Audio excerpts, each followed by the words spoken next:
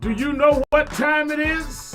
It's Al Sharpton time. It's time to put aside all pretenses, deception, denial, or fronting. The time has come to keep it real on Keeping It Real with Reverend Al Sharpton. You need to keep it real with Reverend Al Sharpton right here on Uber TV. Reverend Al Sharpton, and we're back. 1-877-532-5797. 1-877-532-5797. Let's go back to the phone. Attorney Jennifer Jones Austin is. Every day, Monday through Friday, I do 3 hours a day on Keeping It Real with Reverend Al Sharpton. I do 1 hour on Sunday mornings with Reverend Al Sharpton. And I'm live on radio and TV with the Saturday Action Rally. 7 days a week, I talk to our people, hear from them, to call in. I'm sick and tired of people talking for people that they don't talk to. So go on www.nationalactionnetwork.net. Listen to my show, call in, express your opinion. You don't have to agree with me. But let's start talking to each other rather than about each other and lecturing at each other. Let's keep it real with Sharpton. Happy 20th anniversary to Reverend Al Sharpton on 20 years of Keeping It Real. 2 decades of truth-telling, fearless advocacy, and keeping the people informed and empowered. Thank you for always speaking power to justice and standing firm for what's right. Here's to 20 years of impact and many more to come. Thank you for joining us for Weekdays Live with Reverend Al Sharpton. Take the time to share this broadcast right now. Tell your friends it's time to keep it real with Reverend Al. Comment your questions now in the chat or call Reverend Al Sharpton directly on air at 877-532-5797.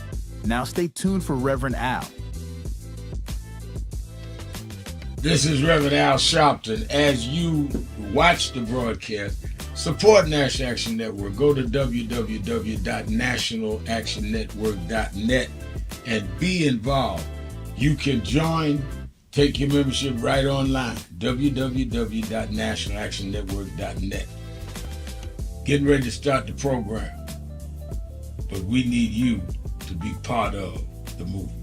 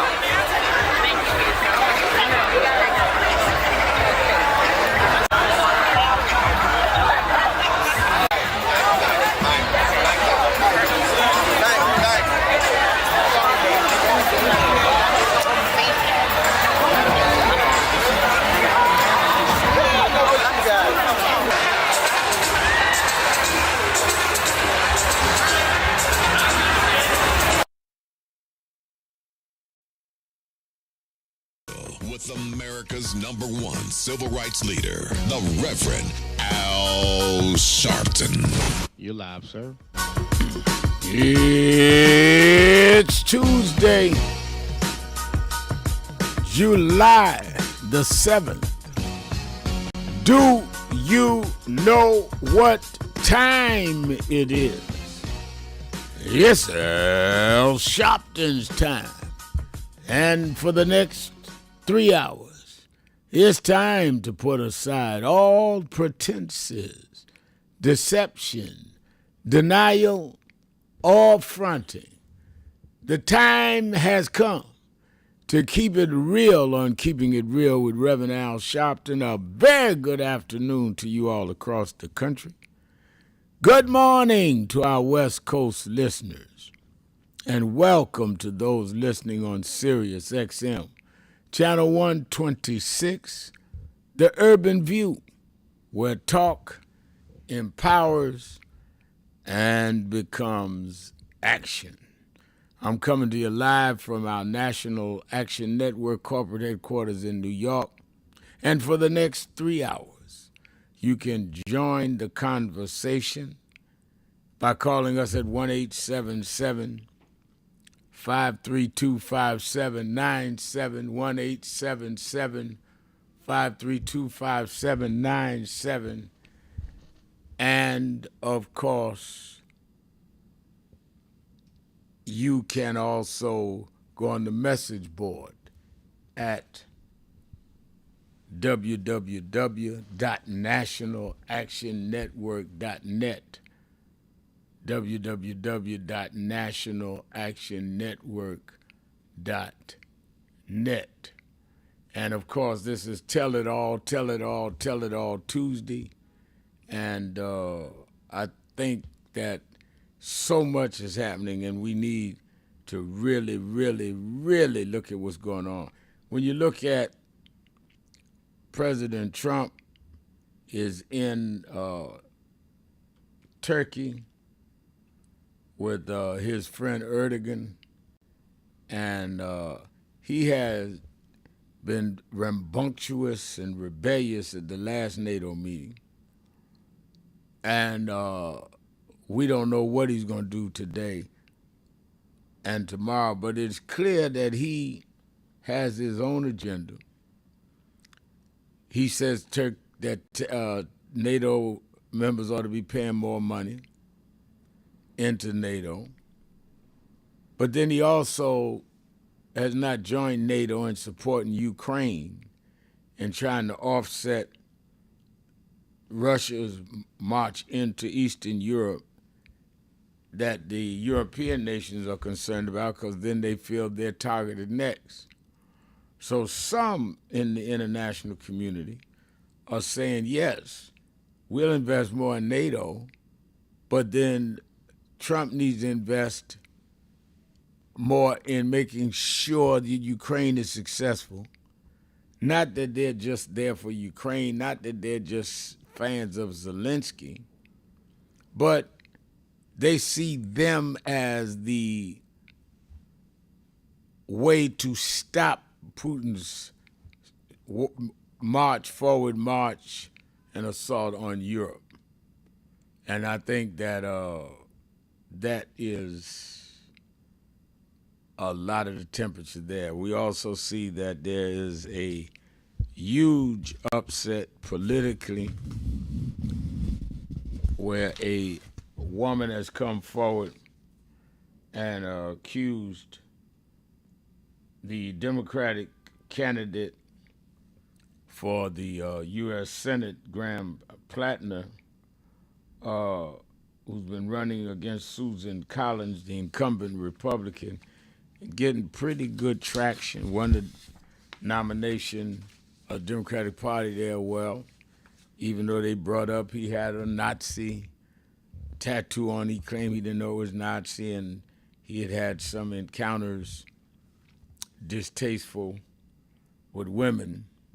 He had picked up a momentum, had a really was resonating with a lot of voters until yesterday. A lady came forward and said that he assaulted her sexually. She felt she had to come forward even though she was a political supporter of his. And across the board, from the DNC itself to the to Senator Elizabeth Warren to other main members of the Democratic Party nationally, asked him to step aside. And whether he will or not is not clear. If he steps aside before next Monday, it gives the Democrats in Maine an opportunity to surface another candidate. If he doesn't, they got a problem. And that was one of the key states, Maine, it still is. Democrats was trying to knock off to make sure they tried to get the majority in the Senate. Now, the majority in the House seems more possible. But the Senate started looking in the realm of the possible when you started seeing these prices go up, this war in Iran. Trump became a destructive force for his own party. So this move on Plattner and his potential resigning from the ticket kind of shakes up the main part of this. There are other states, though, that are like Michigan and others that are going to clearly be at play here. Let's talk about the international scene. NATO. Let's talk about the elections. And I'm still looking into this case of this 1-year-old young man killed in the South, and young boy police. And young man went out boating with some young white fellow students, and all of a sudden he doesn't come back, and now they find him dead. We're looking into that, and then I won't go further, but I want y'all to know we're looking into it. Let me put it that way.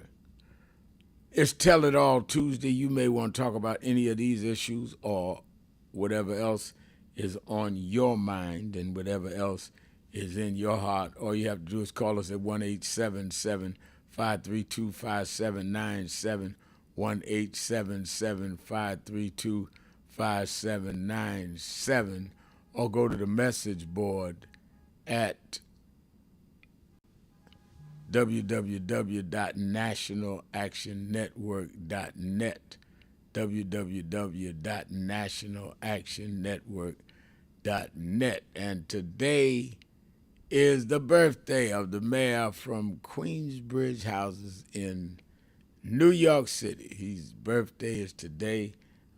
Very committed and dedicated and everything I could say positive kind of movement activist.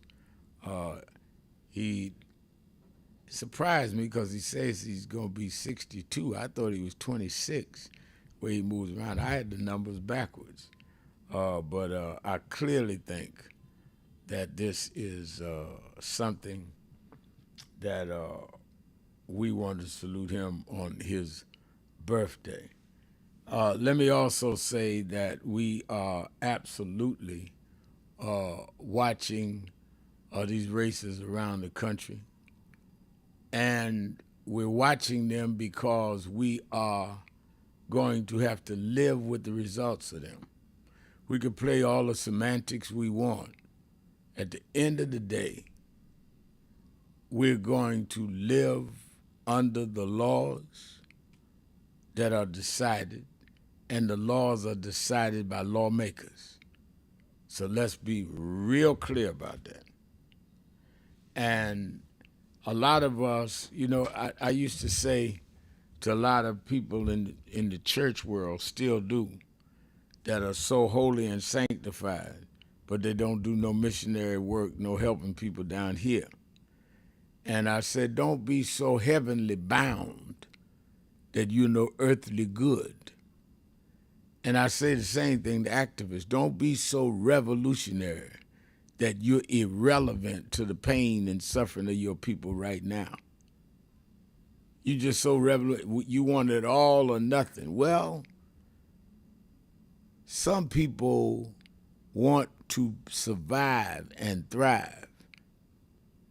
And you should not get, when you get too far ahead of your army, they don't know if they're shooting at the enemy or you, because you're too far ahead, we can't see you. And I hear a lot of people, I call them radio revolutionaries, call up with this theory, that theory, this and that. None of it practical on the ground. Because I don't care if you want daycare, Social Security, or reparations. The Senate and the Congress got to vote for it. So if you don't want to deal with that, then you really don't want that. You just want to make some noise. Let's talk some reality talk. 1-877-532-5797. Shopton, keeping it real. Be right back.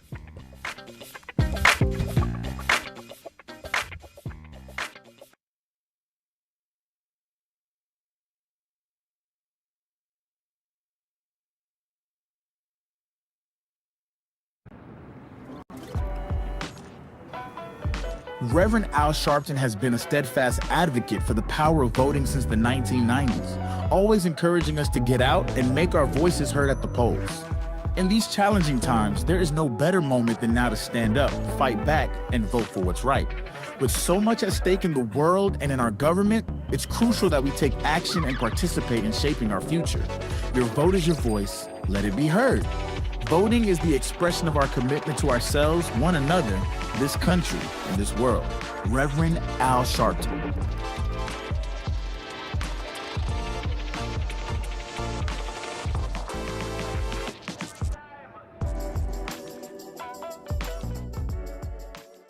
So we are fighting. That's why I said to deal with this DEI situation, you must be disciplined and do study, because unless you do structural change, we'll keep coming right back to this over and over again. I spoke Wednesday night at Yale University, and I told them students, some of those brightest students in the country, Yale, Harvard, I spoke at Yale, and told them there is a structural problem, which is why Trump and Vance and President Elon Musk, they can come in and put us backward because the structure was never corrected. They walk in the door and say NDI, because structurally they can make that stand. We've got to break the corporate world from doing it and then straighten out the structure of how this country is.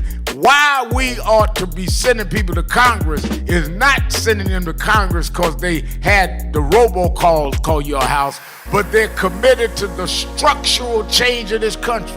What Trump is successful on is playing on a weak structure, so he can make it go either way. It should not be so unclear that you can play the game either set of way. It must be firm that you got to repair the damage done to the children of the slave and straighten out the structure that we are not 3/5 human. We are full human beings that built this country and never got paid. That's what reparations is.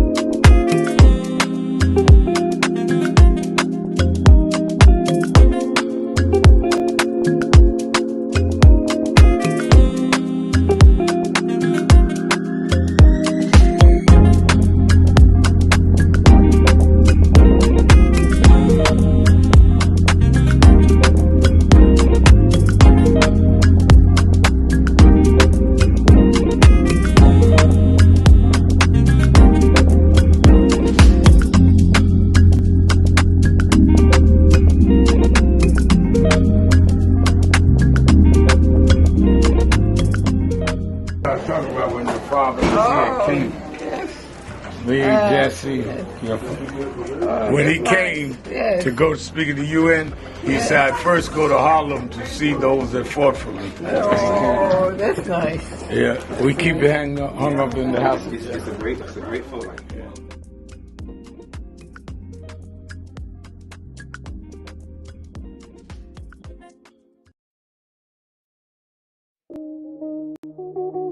It is really a intersection of both emotions, because when I was 11 or 12 years old, so I watched the news a lot and I became enthralled with the image of Adam Clayton Powell. I was around 11 and I convinced my mother to let me come up to this church to see Adam Clayton Powell. And in those days, people in Brooklyn used to say it's dangerous to go to Harlem. And folk in Harlem used to say it's dangerous to go to Brooklyn.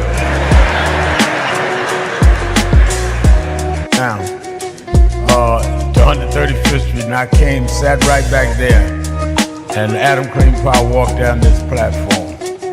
And I remember after the church, in those days, Johnson, the pastor's study was right inside with the plexiglass, and I knocked on the door and I told the secretary I wanted to meet Reverend Powell.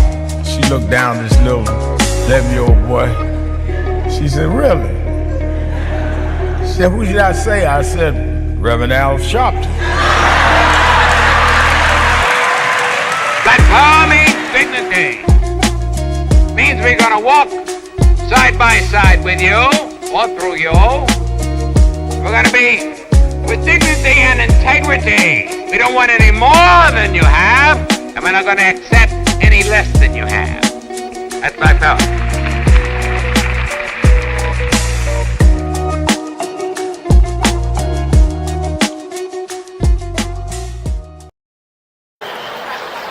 With respect to black culture, there is one person who has been doing this for decades. He has been supporting our communities. He's been fighting for our communities in the trenches. He's a fighter, he's a civil rights icon, and he's a visionary. The Reverend Al Sharpton. Thank you. Right now in Washington, D.C., they're having on the National Mall the celebration of July 4th.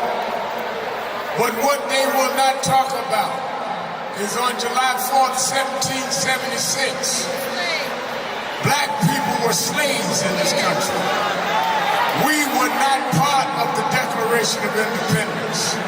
But we celebrate tonight because 250 years later, we never stopped fighting, we never backed down, we took nothing and made something happen.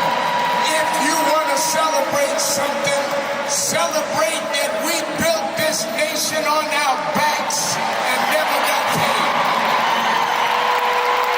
They say America the beautiful. We made America beautiful. They say America the great. We made America the great. And we fought and we bled and we died to get the right to vote. And now Trump and them are trying to take that right. We fought too hard. We spent too many nights in jail. We're going to vote like we never voted before.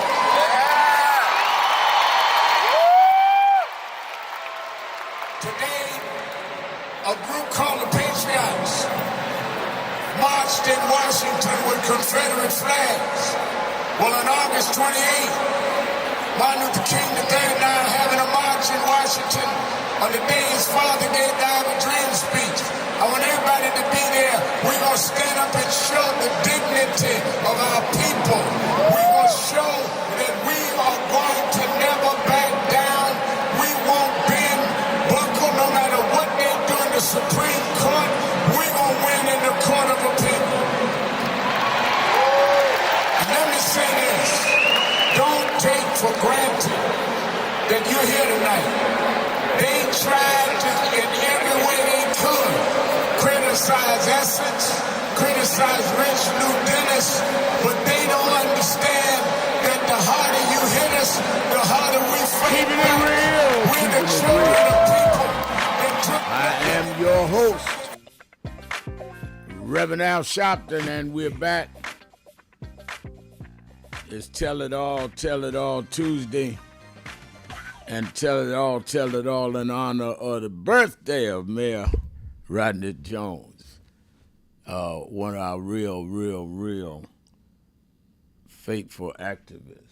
Let me say by way of announcements, with all of this turmoil going on, they used to have a song in the 70s when I was a teenager, 60s, I guess, before I was in the movement, saying, keep your eyes on the prize and hold on. Hold on. Keep your eyes on the prize and hold on. And I want to make sure we keep our eye on the prize. They have so many distractions going on. Our eyes must be on the prize of making sure we put people in position that will support the things that protect and enhance our community. Protect us where we can get the jobs and businesses and mortgages that we should have as taxpayers in this country.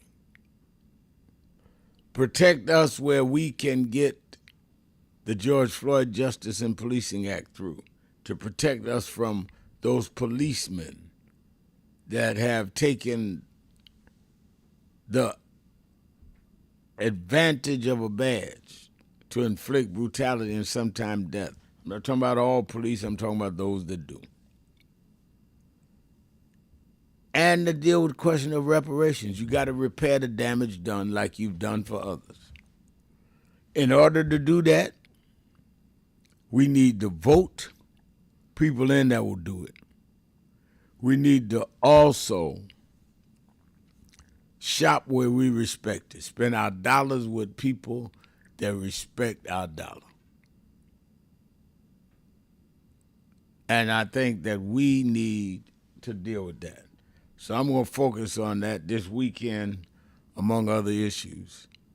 I'm going to have on some members of the Senate, some members of the Congress, on what they intend to do on our issues.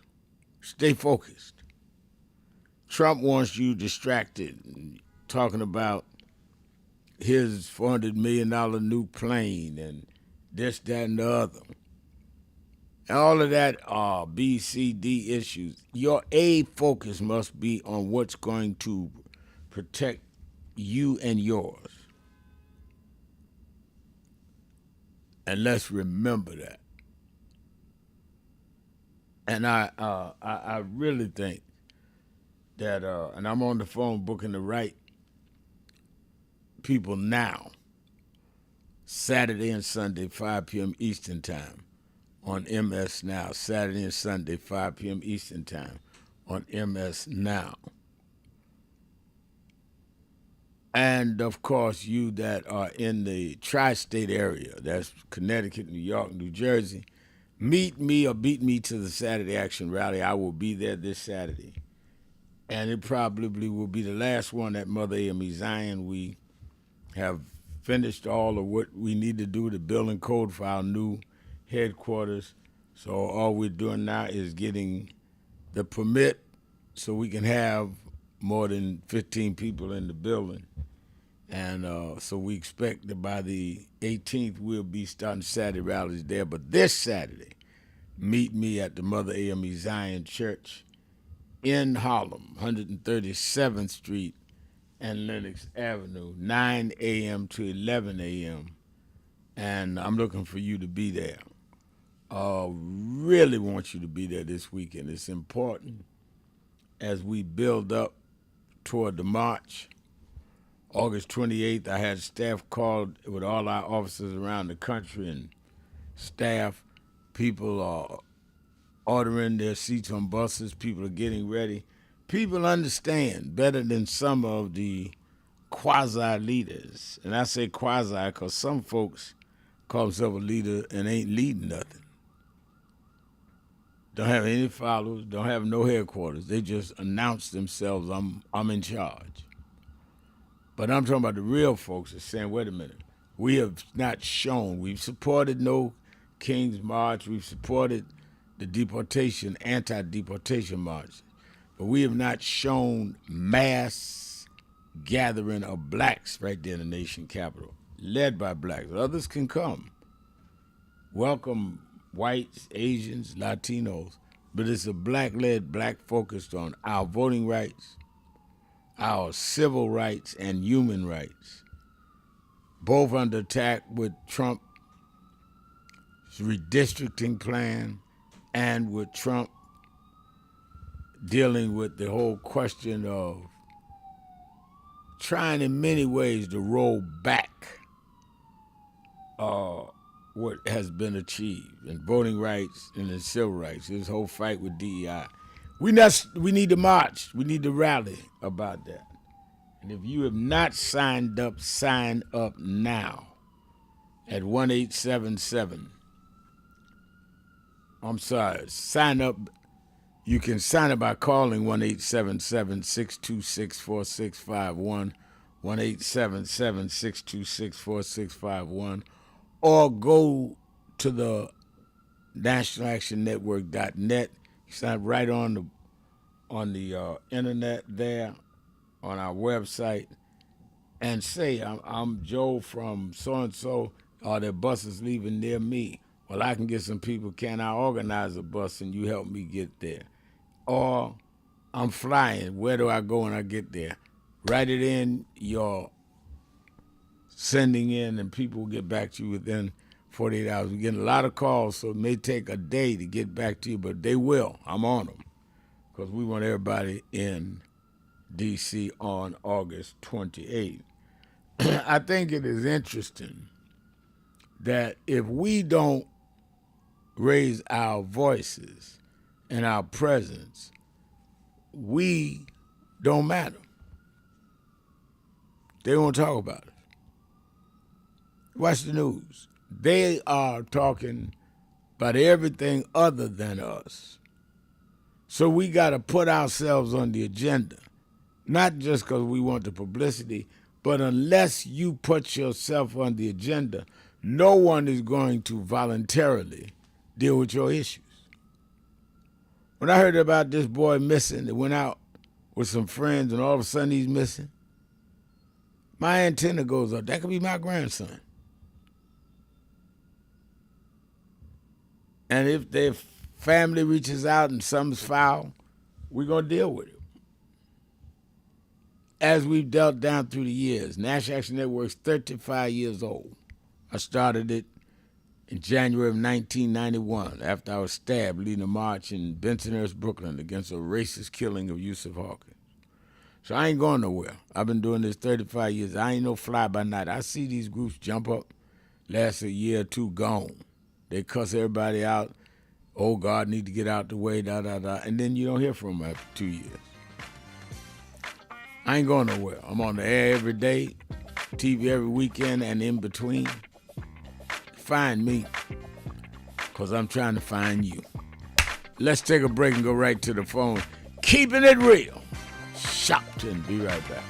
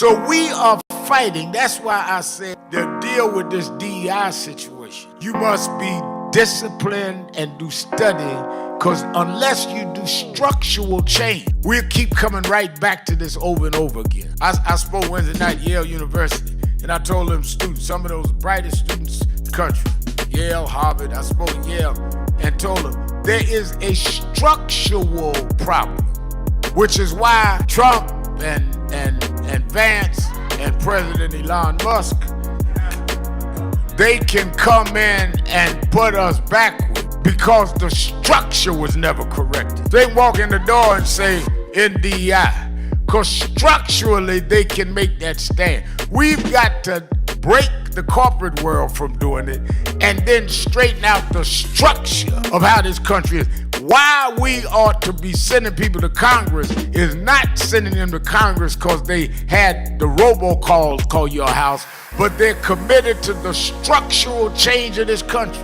What Trump is successful on is playing on a weak structure, so he can make it go either way. It should not be so unclear that you can play the game either set away. It must be firm that you got to repair the damage done to the children of the slave and straighten out the structure that we are not 3/5 human. We are full human beings that built this country and never got paid.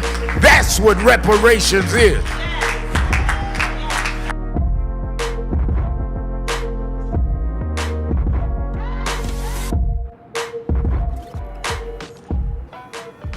Reverend Al Sharpton has been a steadfast advocate for the power of voting since the 1990s, always encouraging us to get out and make our voices heard at the polls. In these challenging times, there is no better moment than now to stand up, fight back, and vote for what's right. With so much at stake in the world and in our government, it's crucial that we take action and participate in shaping our future. Your vote is your voice. Let it be heard. Voting is the expression of our commitment to ourselves, one another, this country, and this world. Reverend Al Sharpton.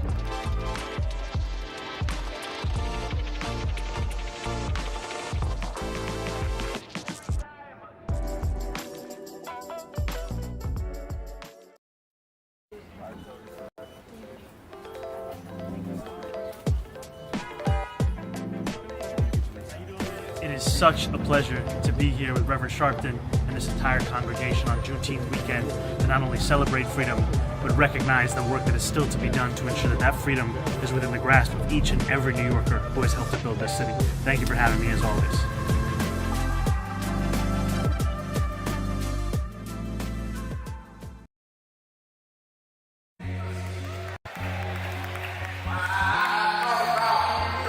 Look at everything. I went a couple of nights to go to the Knicks game. They lost. Last night I said I'm not even going down there. I'm going to go to bed. I got to fly to Hampton on to Chicago. And by halftime I said, man, they ain't gonna win this game. They down 29 points.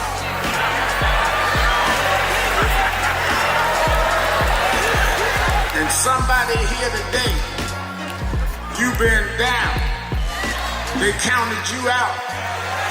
People say there's no way you come back. But I come to tell you, don't quit. For there's another half to play. And God will take you and let you win when the odds are against you. I know they're talking about you, but preach anyhow. I know sometimes the pews are empty, but preach anyhow. And when you get up almost where you could win, I looked at it last night and Brunson took the shot.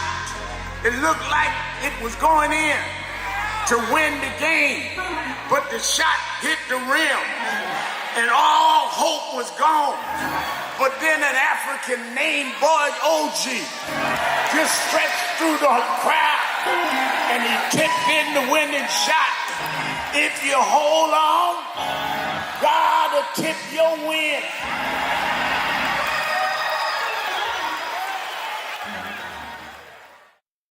I want to turn the floor over to you, Well, thank you, President Dr. Kimber, and to all of you on the board.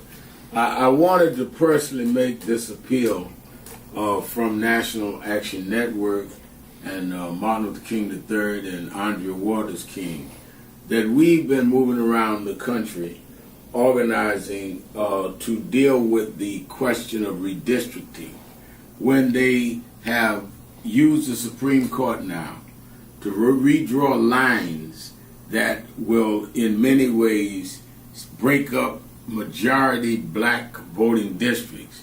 It means that they dilute the strength of our community. It will cost probably 19 members of the Congressional Black Caucus.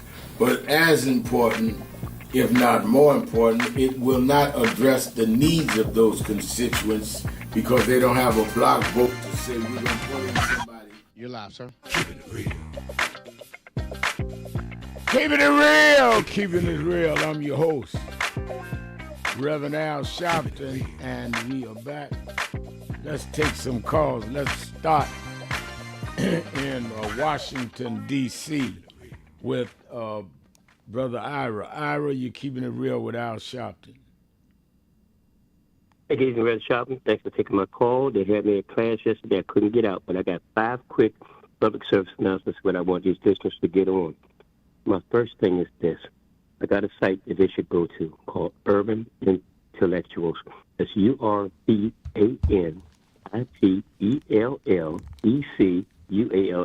And what that's in reference to, the president from Ghana, he warns of normalizing and the erasure of black history. That's the subject. So they need to go there and check that out. He has a lot of interesting stuff for us on that site. That's the first one. Please, they got to check this out. Also, he has a book. The gentleman has a book called 50 Truths They Tried to Erase. That's on the same site with the Urban Intellectual. You can link up on that link to get to that book. It's very interesting. My second thing that was kind of puzzling to me, we got to see about Uncle Luke. Uncle Luke's Real One, that's his site on Instagram. Uncle Luke's Real One. That's on Uncle Luke. You need to check Uncle Luke out. Luther Campbell. He's very intelligent, very smart person, very business person, and he knows the business of what's going on. He's trying to run for something. They're trying to dismantle him, but they can't. Uncle Luke is about his business, as you know. So everybody should go if they can. Uncle Luke's Real One is his site on Instagram. Check with him. My second and third thing is the ICE raids are still going on. They're doubling down, but they're not broadcasting because they don't want to alarm the American public. So they're still doing that. They're publishing, they're raiding these places and getting people off the street at droves of numbers, and nobody knows about it because they're not talking about it like it was a big thing with Donald at first. But now it's secretive. They're doing it so they won't draw any attention to anyone. And that's something I think I want the folks to take a look at and pay attention to. And my second to last thing is this Mitch McConnell. From what I had in the conversation with folks that I had out of town, they were saying that Mitch McConnell went to the hospital allegedly for whatever medical ailment he had. And his wife allegedly flew to Japan while he's in the hospital. And people are amongst the circle are saying that he could be something wrong with him, but he might be unalived, and nobody's saying anything because they got this election, a special election that can go on by August the 3rd if they don't know what his status is in life. So that's something they need to look at. Nobody said anything about Mitch McConnell. If he is unalived, they got a special election that should occur, but they're not saying anything to avoid that. And so that was one of the things. And my second to last thing is this red card thing that I wasn't here yesterday to know to talk about the red card. That wasn't important, but the ringing of the bell, I saw the article where this young black child, infant, with a pacifier in his mouth, was sitting there, only black child, in that thing, the ringing of the bell, had no idea where all these white folks came from. He was just sitting there. He don't know, 2 years old at the most, just sitting there amongst all those white people. And he was ringing a bell, talking about some Trump account. I find that really, really photo opish and really, really, really just disgrading to people to sit there and hold a black child that knows nothing. He didn't know anything was going on. He just was sitting there. He's a prop. So those are things I just want to talk about for today, Mr. Sharpton. Tomorrow I got some more heavy stuff I need to talk about. All right. Thank you for your call. And you raised some interesting points. I'll just leave it there. Michael in Fairfield, Georgia. You're keeping it real with Reverend Al Sharpton. Hey, good afternoon, Reverend Al. How are you? I'm doing very well. How are you? I'm doing good, Rev. I also was going to call in about this Mitch McConnell thing. It was all over social media. They're saying that he's in a coma and brain dead, and I'm wondering why the governor as in called for a special election. But my other comment, Reverend, now finally got some good news. I've been calling you for 10 years talking about Camp Lejeune. Yeah. Well, the four federal judges finally got fed up with the Trump DOJ, and they told them, well, they gave them an order saying by October 16th, they have to have gotten with the settlement master and come up with a settlement plan for the victims of Camp Lejeune. Wow. If not, or else, as the judge put it, or else they're going to start holding jury trials. And so that's some great news. Yeah, Finally, that we get is some a big breakthrough. You've been talking about that. Oh, keep us abreast. I want to follow that. Thank you for keeping us in the loop, Mike. All right. All right, Michael. Thank you. Let me go to Germany to Rick. Rick, you're keeping it real with Al Sharpton all the way from Germany. I know you're not in NATO. You're not in Turkey. You're in Germany, but the Germans are part of NATO. Good day, Brother Sharpton. Oh, man. Well, you're close to what's on my mind today. You talked about distractions earlier when you opened the show, and I wanted to talk about the astronauts and the space program versus what's going on Earth and socialism in America. You know, I believe that they found a way to shield the spacecraft so that they could get those astronauts through the Van Allen radiation belts. And I believe they did go to the moon. They did go around the moon. They didn't land on the moon, but they did go around the moon and come back. I don't know how they shielded that rocket ship, the capsule, but they found a way to do it. And I need Black Americans to know that even though there's a lot of hoodwinking going on in science, medical science especially, we need to take a more of an interest in science, not just political science, but the physical sciences. Agriculture is a science, the science of farming and building farm machinery to make farming easier on the human being. That's a science. Trump in his 4th of July speech talked about going to Mars. I don't believe the physical science and the logistics will allow Americans or Russians or Japanese people or anybody else to send a rocket ship of humans to the Mars. We've sent machines to Mars because they don't eat, they don't need water, they don't need food, and they don't need to wear spacesuits. So I'm just saying that the science, I believe the science is critical for going to Mars, and it's not possible in the next 100 years. And I think we need to take interest in regenerative farming and the impact that would have on the atmosphere on this planet, terraforming this planet, and not selling our children a science fiction pipe dream of terraforming Mars. Brother man, I'm done. All right, good to hear your voice. And I think that was great counsel, very, very important counsel. Let me go back to Georgia, WAOK, to Teresa. Teresa. Hello, how are you, Reverend? I'm good. How are you? I've been better. I was listening to what you were saying about Social Security and other things, and I wanted to call in because I am disabled. I became disabled the first day I came to Georgia through a hit and run. Oh, God. They never found it, nothing, and it destroyed my life because I lost my career. I lost my opportunity for a job I was supposed to get in Florida. I've had to file bankruptcy twice because of all of the medical bills. And Bill Polk, the new national intelligence, has an organization where it's supposed to help disabled people.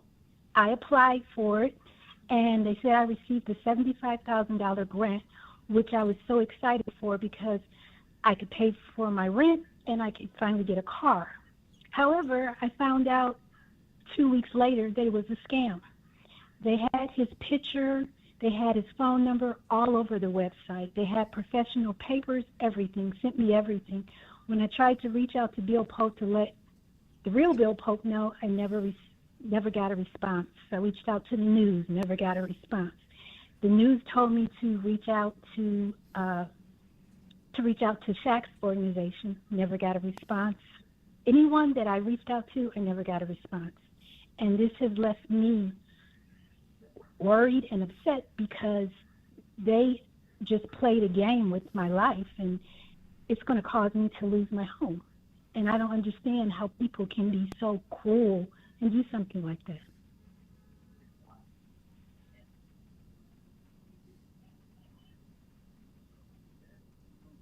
Oh. Well, let me say this.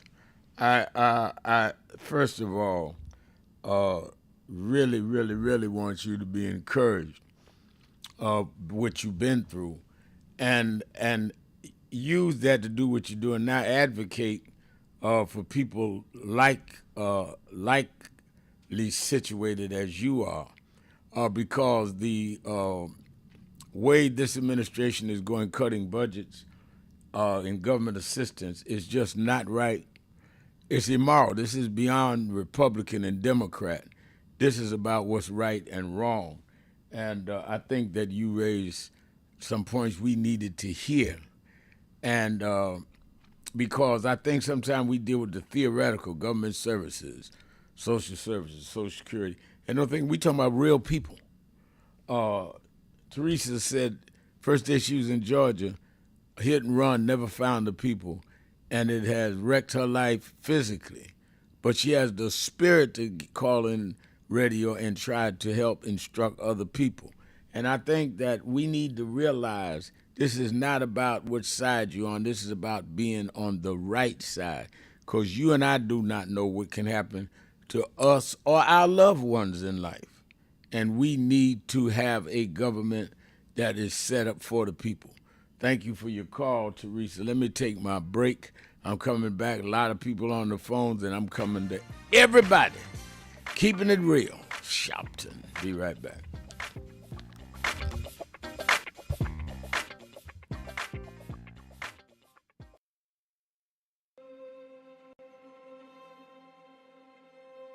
In 1929, a child was born who would one day awaken the conscience of a nation. Dr. Martin Luther King Jr. did not inherit a world ready for justice. He inherited a world resistant to it. Yet through faith and fearless leadership, he transformed struggle into strength and vision into movement. Yes, we're on the move, and no wave of racism can stop us. Yes, sir. The burning of our churches will not deter us. Yes, sir. The bombing of our homes will not dissuade us. Yes, sir. The beating and killing of our clergymen and young people will not divert us. Yes, sir. The wanton release of their known murderers will not discourage us. We're on the move now. Yes, sir. Like an idea whose time has come. Yes, sir. Not even the marching of mighty armies can halt us. Yes, sir. We are moving to the land of freedom. Yes, sir. His dream was never meant to live in history books. It was meant to live through us. And today, that vision still lives. It lives through leadership that refuses to be silent, and through those entrusted with carrying the legacy forward through the moral leadership of Reverend Al Sharpton and the continued stewardship of Martin Luther King III, ensuring that Dr. King's dream remains a mandate, not a memory. Through National Action Network, that vision remains active, organizing in the streets, advocating in the halls of power, and confronting injustice wherever it exists. Last year, on Dr. King's Day, we stood together and made a vow to keep alive everything Dr. King stood for, not just in word, but in action. We marched, we gathered, and we recommitted ourselves to the work. Since then, the movement has not paused from the National Action Network Convention, where leaders came together to organize and build power, to the Keepers of the Dream Gala, an event established in the name of Dr. Martin Luther King Jr. to honor those who actively protect, advance, and live out his vision of justice, equality, and service.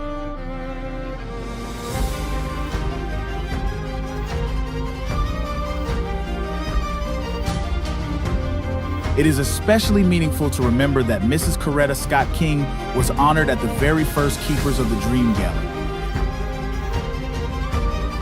A leader who has protested injustice with a passionate, unrelenting commitment to nonviolent action in the spirit and tradition of Martin Luther King Jr. And I am talking about your leader, our leader, the Reverend Al Sharpton. And she did more than honor the dream she protected. At the 2000 March on Washington, Mrs. Coretta Scott King charged Martin Luther King III and Reverend Al Sharpton with the responsibility of carrying forward Dr. King's vision, ensuring that the movement would remain alive, relevant, and unafraid. And to see them today here warms my heart, because indeed the future of our leadership is in good hands, especially with all the others who are here in support of them. And I want to ask first that Martin Luther King III come forth, and then Reverend Al Sharpton. These young men have done an outstanding job, and we need to continue to support them. I will be there with them, even though I may not be able to walk all the way, but if I have to go in the wheelchair, that'll be all right too. I'll be there. Thank you. God bless you. And 25 years later, they still stand together. On the 28th of August, 2025, Reverend Al Sharpton and Martin Luther King III stood side by side once again, not by coincidence, but by calling. On a date forever tied to the legacy of Dr. Martin Luther King Jr., they came together in unity and purpose to keep the dream alive, this time on Wall Street. Wall Street represents power and too often unchecked inequality. So they showed up to declare that economic justice is civil rights and that accountability must exist wherever power lives. Dr. King taught us that the moral arc of the universe is long, but it does not bend on its own. It bends when people are willing to pull it. And we are still pulling, still standing, still holding up the dream, because the work is not finished and the dream still demands defenders. He is a tireless civil rights leader, a fearless voice for justice, and the president and founder of the National Action Network, which proudly marks its 35th anniversary of fighting for justice, equality, and accountability. Please welcome Reverend Al Sharpton.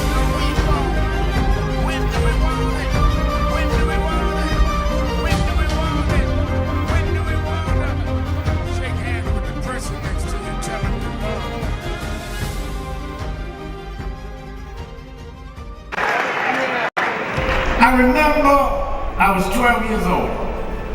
I was a boy preacher in the Church of God in Christ.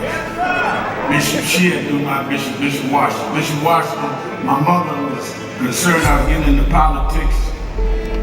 They brought us to Reverend William Jones. His daughter's traveling with us. And Reverend Jones introduced me to Jesse Jackson. I became his youth director in New York at 13. I liked Reverend Jackson because he was a little hipper than the older preachers. He was 27, I was 13 by the time I became youth director. So he was like a father figure to me. When I got about 40, he said, quit calling me father, call me big brother. We went to the Car Center, and James Meeks and Jesse Jr. and I had dinner with him that night. And that's where he said to us, Al, me, Jesse Jr., y'all are my disciples. And we said, disciples? And for years we joked each other. I'd come in the room and him, you say, here's disciple number one. What discipleship meant, you carried forth the vision. The next day, he took me on the ferry to Goree Island, Mrs. Jackson. On Goree Island, he showed me where the slave camps were. And I will never forget, he said, Al, you see what that artifact is? I said, what's that? He said, they call it the door of no return. When you go through that door, you either made it to America to slavery, or you died in the Atlantic. The door of no return. But I talked to him about 3 years ago, and I reminded him, I said, remember when you brought me to the door of no return? He said, yeah. I said, well, we did return. We returned the President of the United States, Barack Obama. We returned the Vice President, Kamala Harris. We returned with businessmen. They thought they sent us as slaves. We came back as global liberators. The problem is that too many of us did not join the movements that sponsored us. And there was a breakout in 2024 called Negro Amnesia, where you forgot where you came from and forgot how you got where you got. Therefore, they're trying to take back everything you had.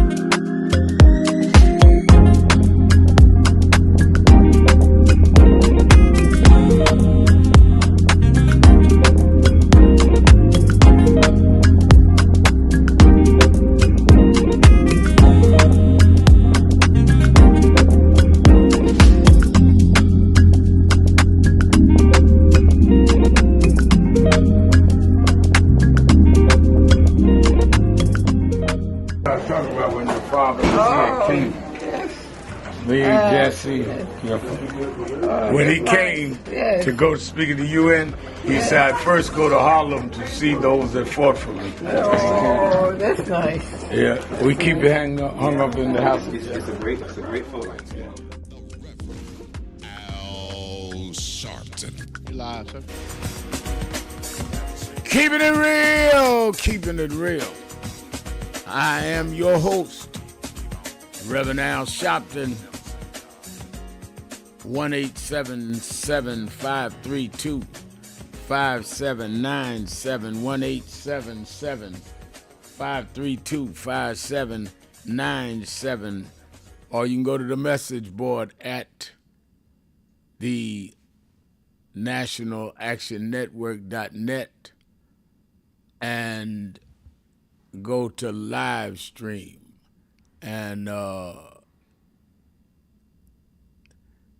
Akeem Smith is writing on the message board, NBC News reporting that the USA lost, possibly due to Trump's interference with the World Cup situation.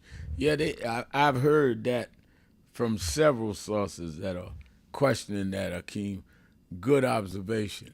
I think it's very interesting. Well, I'll just leave it. It's very interesting. And I see Leeds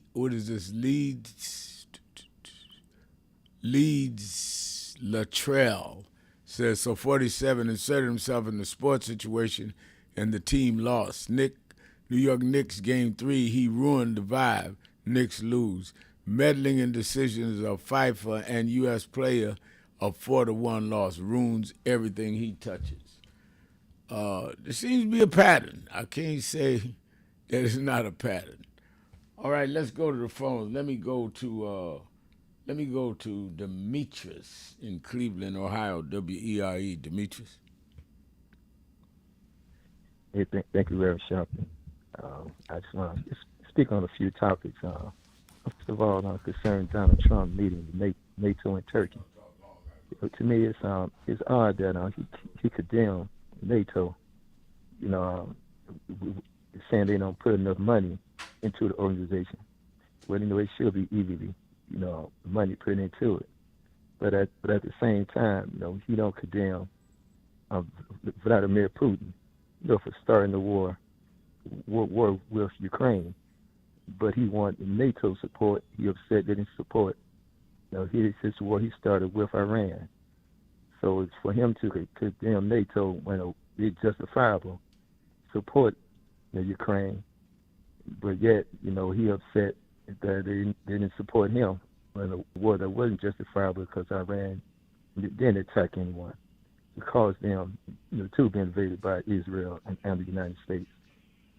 And it's something I want to mention concerning human rights here in the United States, which you brought up earlier, where we got to keep our minds on as well.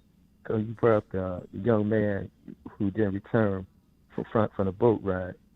It should be investigated thoroughly because the climate of this country now with the criminal justice system, it could be biased when it comes to investigating, death of individuals, and have to make sure the criminal justice center give everybody a thorough investigation and have a fair trial. Because the thing that's going on now, people who are being harassed, they talk against this administration. They're being arrested or they're being penalized. And this has been going on, and this is a disgrace to democracy.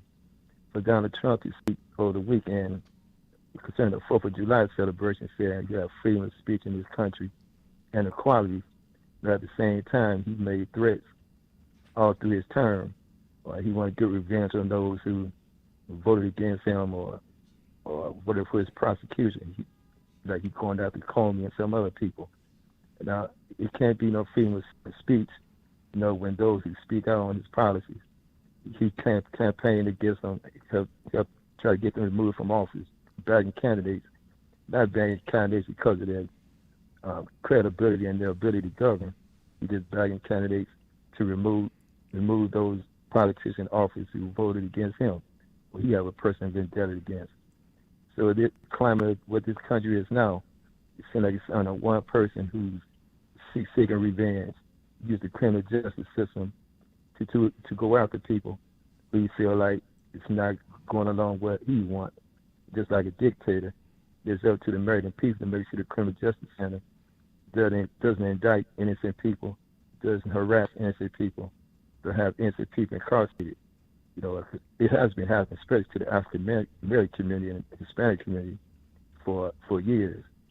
But right now, they're really trying to legitimize it and make excuses for those who are being arrested and prosecuted, not just the average American citizenship. They're going after politicians, they're going after the lawyers, they're going after judges, they're going after the press with lawsuits. So we really have to stand up, like you said, go to the polls. We have to protest to bring attention to this and put pressure on this administration, put pressure on those who are in political office who don't speak up against what this administration is trying to do, bring back a climate of intimidation, where we've been trying to eliminate for years, through the civil rights movement, during the human rights movement, and even going back to the Revolutionary War. This country was founded on justice for all Americans, not just for some Americans. Even though the Constitution was written and when slavery was going on, but we are citizens now, African Americans, other people as well.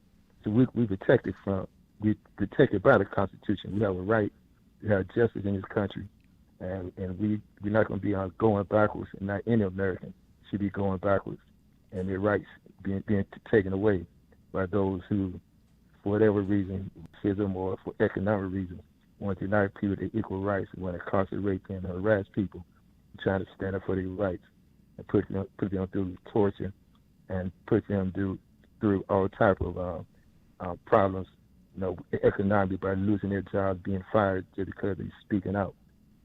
Okay, thank you very much, Reverend Sharp. I think one of the things, before you hang up, I think one of the things that's important about that is that the things that we see as temporary, I think that it becomes more permanent than we want to say, or at least long-lasting. The laws that Trump is putting in now and that the Supreme Court is canonizing will take time to turn around congressional action, which is why it's important that we vote in these midterm elections. Because if we don't, if the cement dries on a lot of these decisions, this will last for 2 or 3 generations. So this is not about tomorrow's news or something on a website. We're talking about a permanence here that my grandson will have to live under. And I think you hit it right on the head. Thank you for your call, Demetrius. Let me go to Tommy in Chicago, Illinois. Tommy, you're keeping it real with Al Sharpton.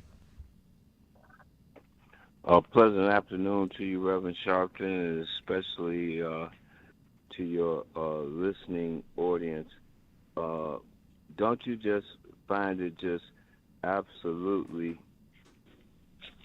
outstanding that on this 250-year celebration of the independence of this country, that one individual made more money than anybody in the country? It's not funny. The most important part is the fact that here we are, calendar days running down, and where you know, I keep saying over and over and over and over, you know, I was blessed the day you asked me what were you doing and know what you're talking about, to the day I heard individuals saying there wasn't a need for you anymore, to all the stuff that you put out about the Koch brothers, all the stuff that you put out about redistricting, all the times you came to a microphone and said the vote is important. We may have differences. We can go down every kind of rabbit hole you want to go down, but this right here is going to affect us. This right here is going to change things. And look where we are, Rev. So how can we walk around here now and not be as energized as they were for for New York winning of the championship, the excitement of the FIFA games? I mean, it seems like everything this man gets involved in, as soon as he gets involved, what does America do? Lose. So at what point, Rev, do we stop and recognize and understand and just accept the truth of the matter? And thank God for individuals like yourself. Thank God for Mr. Johnson and bless his family and the Leaks family. And you cannot leave out Minister Farrakhan.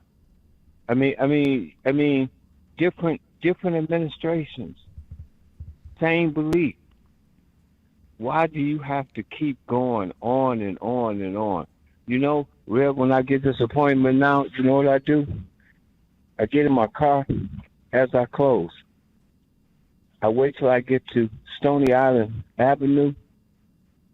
I lived on this side of town all of my life. I drive down Stony Island Avenue,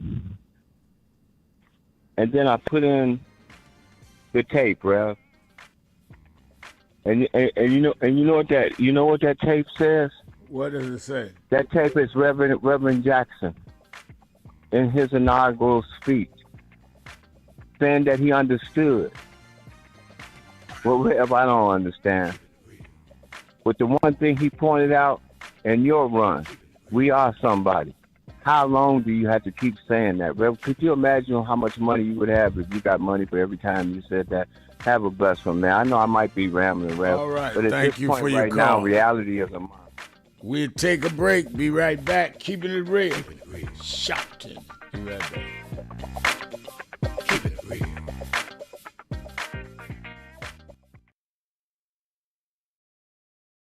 With respect to black culture, there is one person who has been doing this for decades.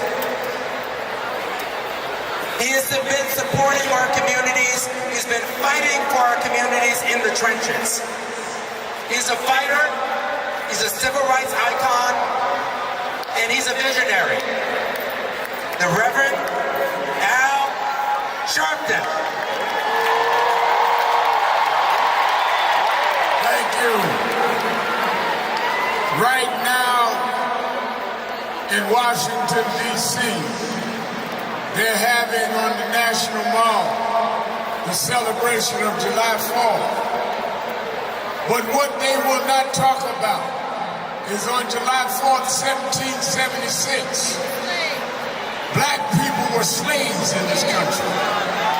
We were not part of the Declaration of Independence. But we celebrate tonight because 250 years later, we never stopped fighting, we never backed down, we took nothing and made something happen. If you want to celebrate something, celebrate that we built this nation on our backs and never got paid. They sing America the Beautiful. We made America beautiful. They say America the Great. We made America the Great. And we fought and we bled and we died to get the right to vote. And now Trump and them are trying to take that right. We fought too hard. We spent too many nights in jail. We gonna vote like we never voted before.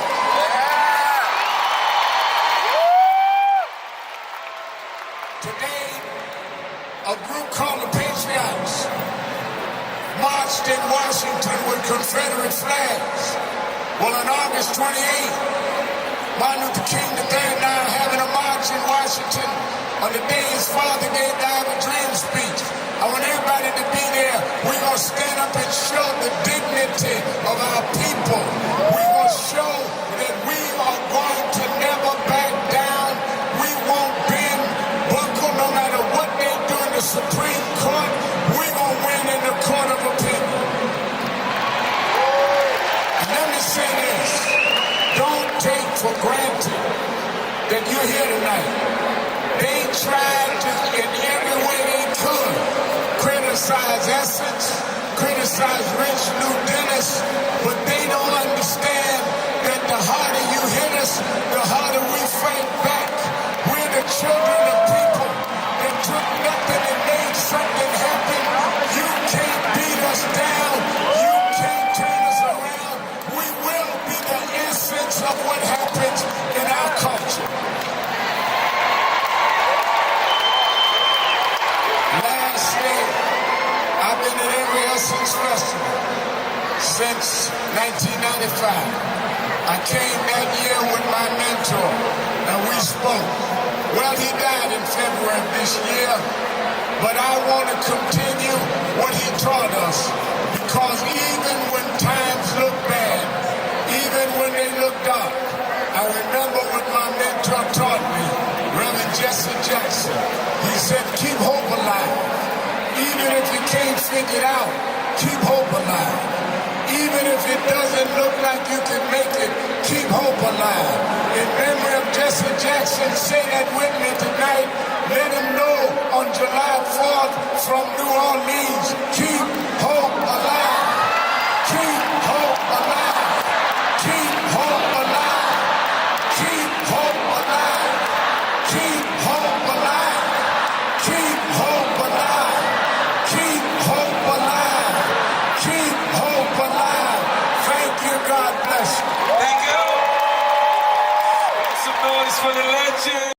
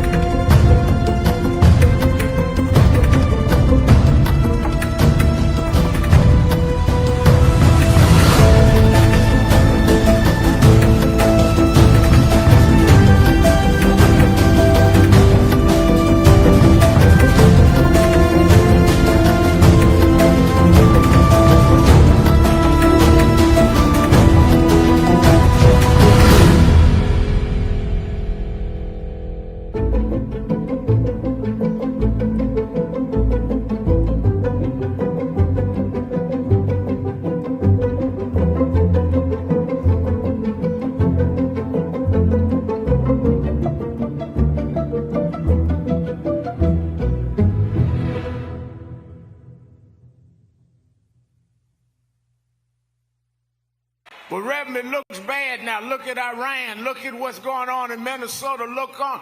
Yeah, but I was raised by them to realize that after storms, if we do the right thing in the storm, if we organize, if we register, if we do what we're supposed to do, there's always a rainbow coming out. The rainbow don't show until the storm is over. The rainbow gonna come out in November. The rainbow gonna come out in 28. We gonna fix these tricks in 26 and march through the gates in 28. We didn't come this far to turn around now. We won't go back. We won't go back. We won't go back.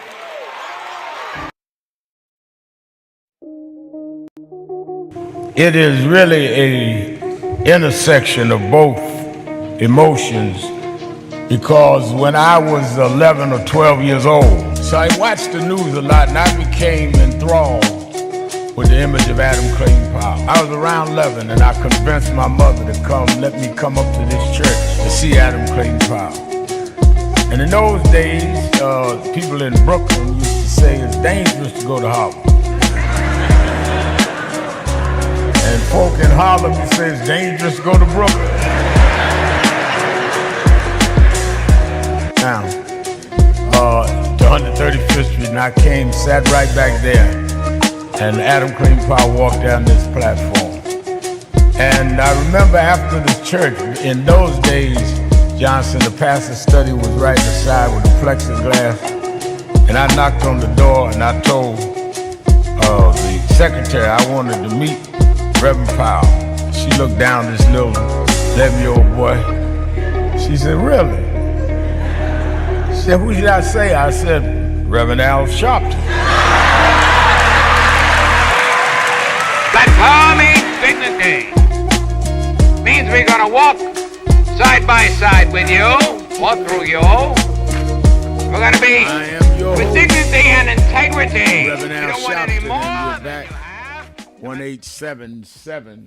1-877-532-5797.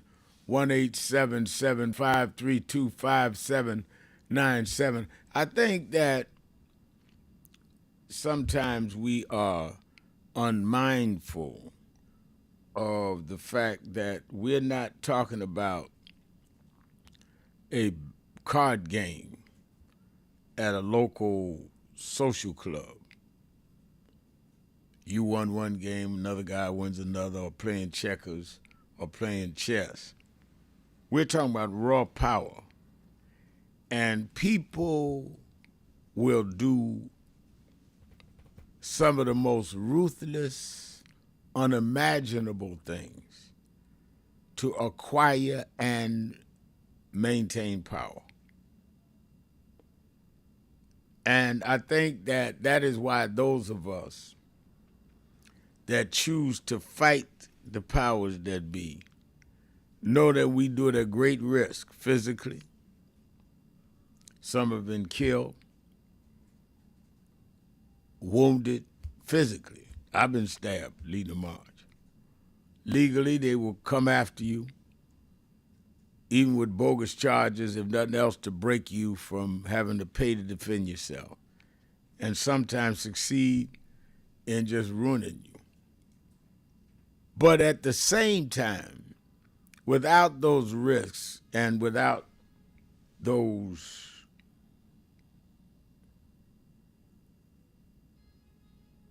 unfortunate things you must face, you will never be able to alter the positions of power and therefore get any form of liberation, freedom, or even equality for our people. So I guess at some point, I'd put it this way: you have to choose what you can tolerate. Can you tolerate the attacks, even from your own, more than you can tolerate staying in a position that's less than equal and fair? And some of us say, I'd rather go down fighting than to live silently and humbly, obediently, bound to the forces that not only has dehumanized us, but our parents, our grandparents, our great-grandparents. I often talk about how I went to Edgefield, South Carolina, and visited the plantation that an archivist had found, and told the New York Daily News, who told me of the Sharpton plantation where my great-grandfather, Coleman Sharpton, was a slave. They had the actual ownership papers that they'd retrieved from the county clerk's office going back to, I believe it was 1852, and then on to my grandfather and my father. And as I walked around that plantation, my great-grandfather was a slave, Edgefield, South Carolina, sold later to Florida, where my grandfather was born, and I met him before my father left in Wabassa, Florida, not far from Vero Beach. They dehumanized them. Sometimes we get caught up in the rhetoric and the noise, but we talking about our great-grandparents, our grandparents. My great-granddaddy was a slave. I've been there where he was enslaved. He was named after his owner, Alexander Sharpton. That's why my name is Al Sharpton. So I would rather fight to break that dehumanization, that my family was subjected to, my bloodline, let alone my people, and then other people. I'd rather fight it, even if it puts me, and it has, in very uncomfortable positions, because I cannot be comfortable with that dehumanization continuing. That's my choice. Others have to make theirs. Some people are fine. I'm just going to go along to get along. I don't want to be equal. I don't want to be free. I ain't causing no trouble. I'm going to live as cool and calm as I can, drop dead, and it won't mean anything to anybody that you came this way. Who cares if you lived a comfortable life? Even your loved ones won't care. I say very often, you that have gone to a lot of our rallies or heard me speak, I say often, there is nothing more difficult and challenging as a minister than to preach the funeral of an irrelevant Negro. That's a hard job. They ask you to come, stand up over the body, family sitting in the front row weeping and crying, and we supposed to make up a life for you that you never lived. I mean, think about it.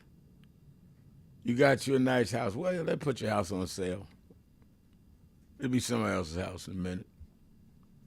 You had a nice car. Your family ride all over town, change the registration when they get ready.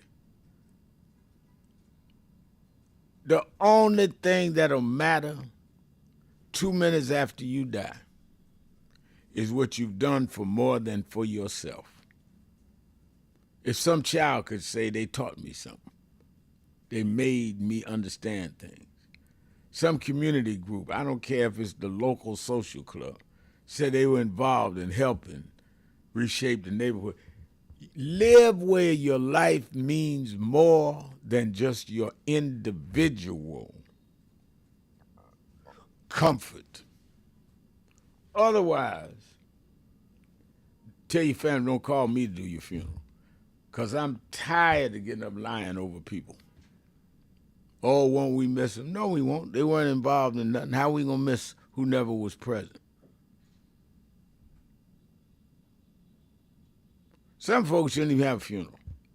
Some folks go straight from the hospital or wherever they pass to the cemetery, because what we going to say? It sounds funny or it sounds cold or something, but I am no longer participating in mockeries of trying to make people's lives what they weren't. Because you preach your funeral, you write your obituary in what you do every day in your life. And take it from me, you're going to be dead a lot longer than you're going to be alive. And if you've forgotten, it's because you didn't do anything worthy of being remembered. That's why this March, August 28th means something. You would want your great-grandchildren to say, you know, Trump and them try to take all our voting rights back and all that, but my grandmama went to Washington and joined thousands of others in standing up to it. Here's a picture. My grandmama, my granddaddy stood up. He may not have been on the stage, but he was there. When they call a roll, he was in attendance. If I were to ask you who was the richest black in your town in 1920, nobody knows, nobody cares. But they remember W.B. Du Bois in the 20s and Marcus Garvey because they made a difference. So you got a choice. You can live a life of meaninglessness, or you can do some things, just 2 or 3, that shows you didn't waste your time and God's time with the life he gave you. Let's take a break. I'm going to open up the phones. We'll be right back, keeping it real. Shopton, right after this. Keeping it real.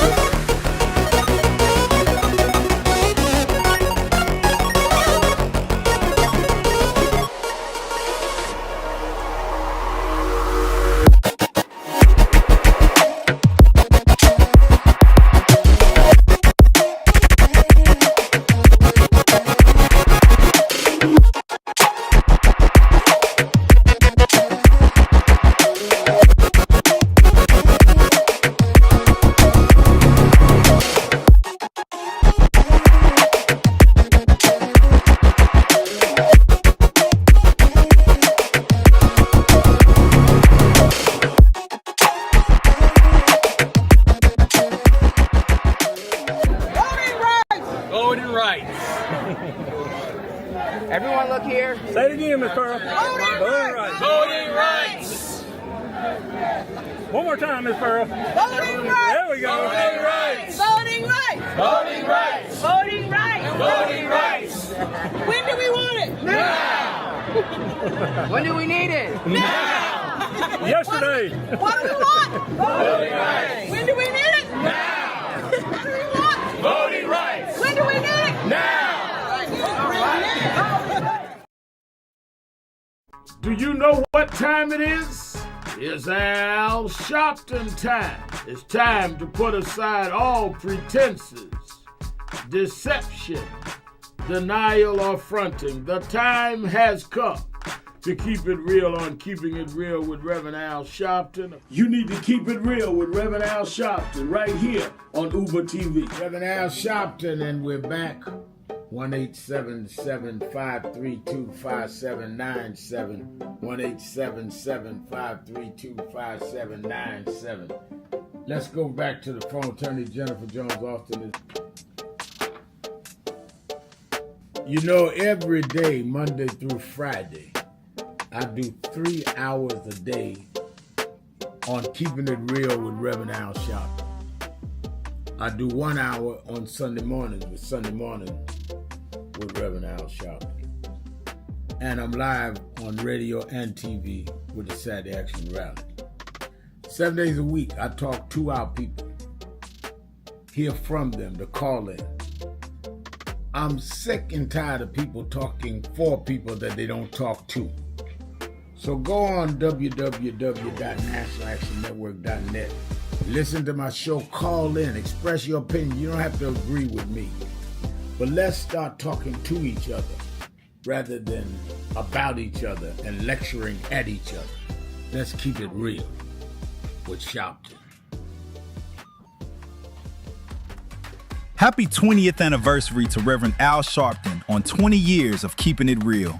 2 decades of truth-telling, fearless advocacy, and keeping the people informed and empowered. Thank you for always speaking power to justice and standing firm for what's right. Here's to 20 years of impact and many more to come.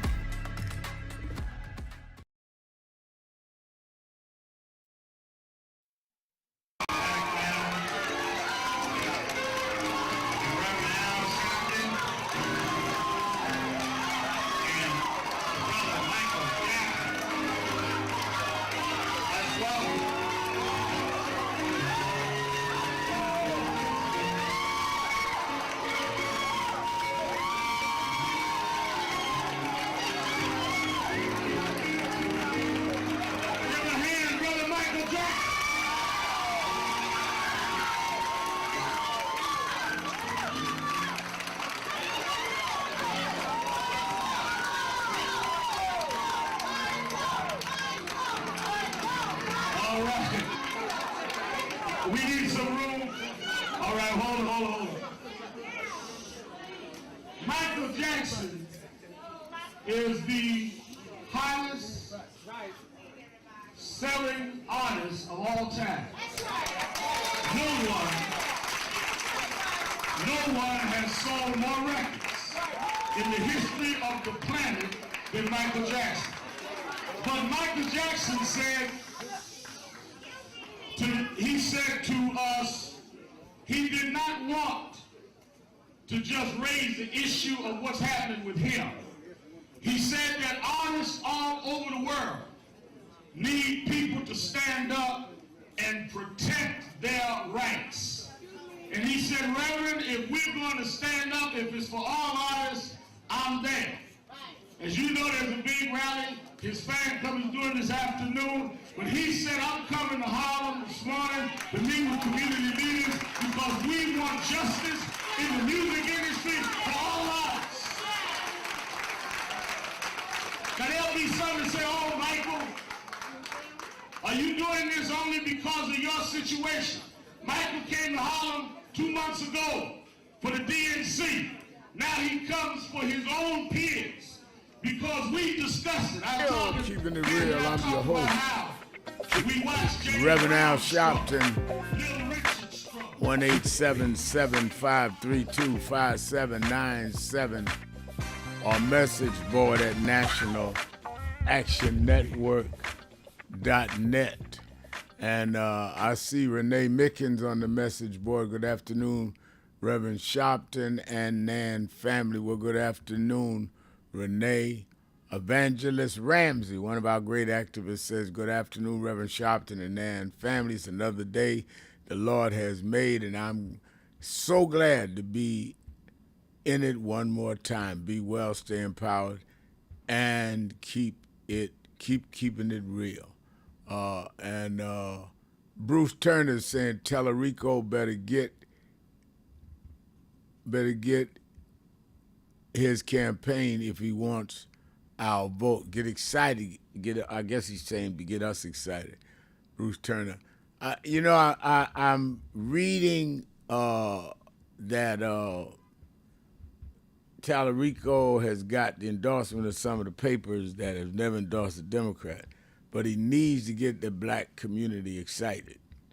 And I have two members of our national board, pastors, big churches in Texas, tell me that he is not doing that. And I think that is something that is very, very, very mistaken on his part. Because he can beat this guy, but he has got to broaden his base. Shannon is saying Bernie Sanders has said that Graham Plattner should drop out of the Senate race. Okay. I did see that. Reverend Sharpton, Evangelist Ramsey's back, so I just to ask question, are there any captains for Brooklyn? Are they selected? All you got to do is call the 1-877-5325. I'm sorry, 1-877-626-4651, 1-877-626-4651, and tell them that you want to help. Everybody knows you, Evangelist Ramsey, be one of the Brooklyn captains. We need something, so just tell them you call, talk to me on the air. And thank you for wanting to be involved at the level that you can. Let me go to the phones. Ray in Cincinnati, Ohio. Ray, you're keeping it real with Al Sharpton on Tell It Tuesday. Yes, sir. Thanks for taking my call, Rev. Rev, a couple things. First of all, when it comes to Trump, I actually think he's a jinx. Now, the Knicks have won 13 games in a row. He goes to the game, they lose. The following game, he's not there, and they win the title. He gets involved in the World Cup, get this guy back on the field, and they lose. They're out. And he gets in the presidency, and he starts a war. I actually think the guy's jinx. Now, for these black MAGAs that think he's the best thing since a a gold Cadillac. Let me say to them that what they have, everything that they've got, it could be a car, it could be a house, insurance, it could be a watch. Anything that they have, they owe it to the people that came before them, generations of their blood, sweat, tears, death. You know, you ask if I have a chance to ask Clarence Thomas, I would ask him. I said, "How do you think you got to be a Supreme Court justice? You think just by your skill alone? It was the people that fought and died long before you came." And so that's what I want to ask him. But Rev, let me say this: is that I was watching Meet the Press Sunday, and they had this historian. She came on, and she was talking about how the civil rights and the voting rights, how that all got started. It was a nice interview. Who is this now? It was a historian, the lady historian. You guys only have a couple on MS now. Okay. And I forgot her. What you say? I said, okay, go ahead. Yeah, it was a white lady. She was a historian. She's, and she was just talking about how the civil rights of the 60s and the voting rights came along. It was interesting, and so, I just asked these MAGA folks, you got to where you are because not for Donald Trump, but for the people who came before you, and this is how you thank them. By voting for a man, over 70 million. And over 70 million, I'm sure, Rev, they're not all MAGA, but because they support Donald Trump. That's the sad part about it. They could be your neighbor. They could be your coworker. They could be your banker. They could be your doctor. But they support a man who don't like you, who don't like people who look like you or me. And I'll leave you with this, Rev. This Graham guy that Bernie Sanders wants out. The difference between the Republicans and the Democrats is the Republicans will embrace a guy like that. They will hold him up to high standards and vote for him.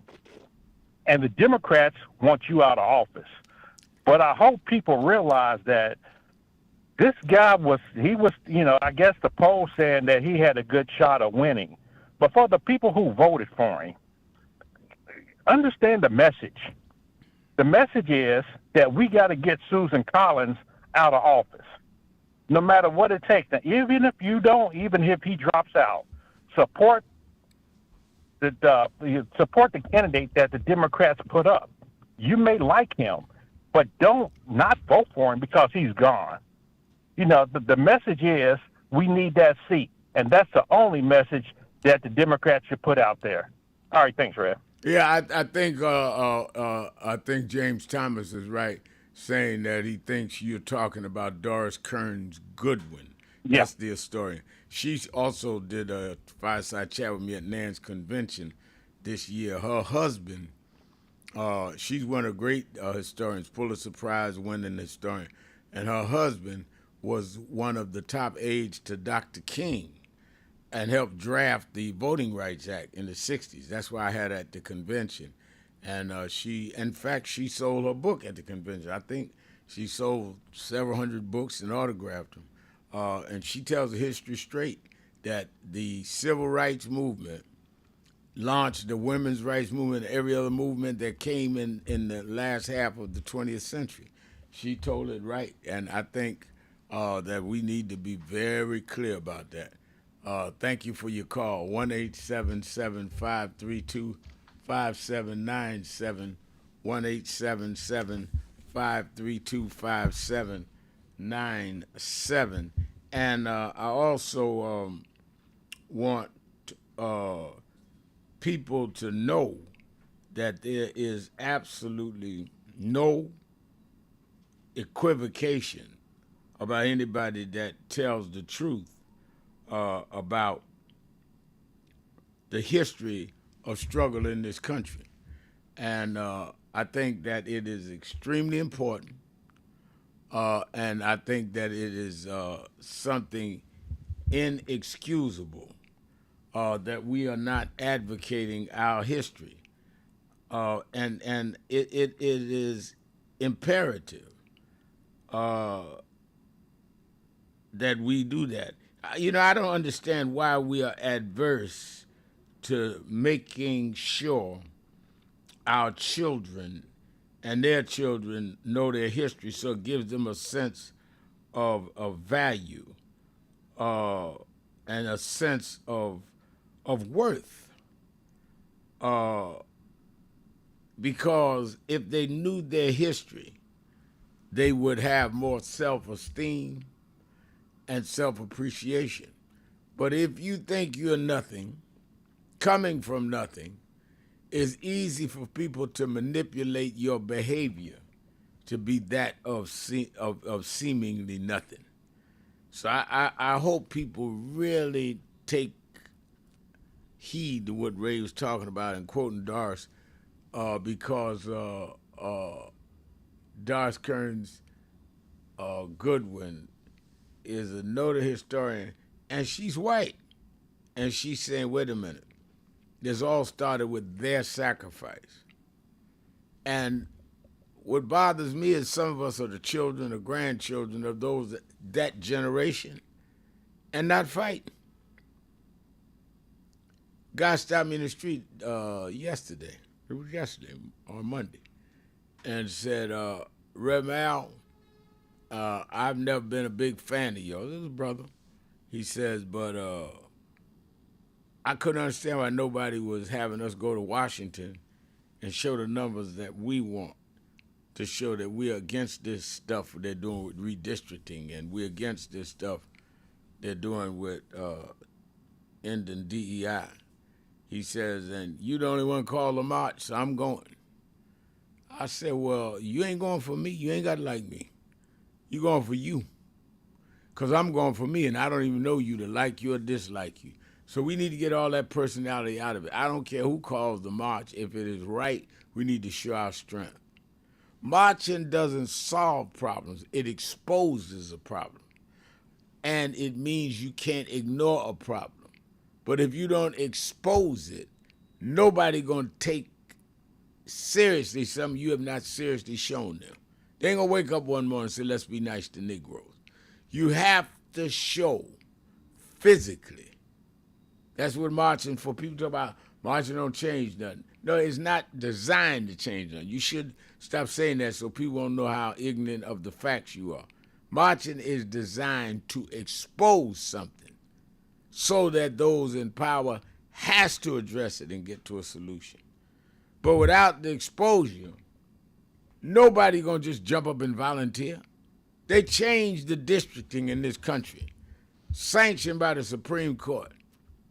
I can tell you, as one that's been in and out of Washington for half a century now, dealt with 3 or 4 presidents, the first thing they did when the decision comes down is say, let's see what the reaction is going to be in the black community. That's why we call the march. And I think that it is absolutely ludicrous to think that MAGA and them can march, but we shouldn't. And I think that it is absolutely outrageous for us to do this in huge numbers. And I think that we need to really, really make that statement. And I support others that make statements. They had a march in Montgomery. Our executive vice president, senior vice president, Ebony Rowley was there to speak. Our Mississippi people was there. But the Washington rally, we call Martin III and I, we want you there. Let's take a break. Be right there. Keeping it real. Shout it. Be right back.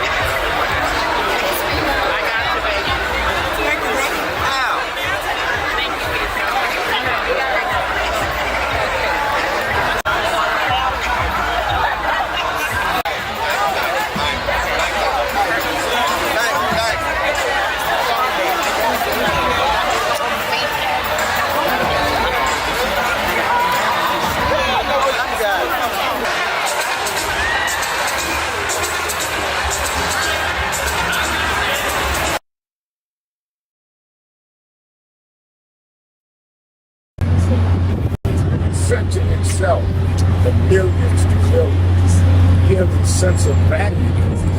Our history is worthless. We're not a worthless people. We're not a people that are just some ghetto drugs. You know, sometimes we are places that we were desperate. And this shows us that we are.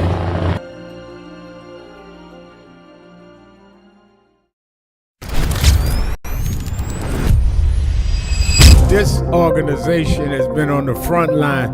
People ask me, why do families call us? Because we never leave them.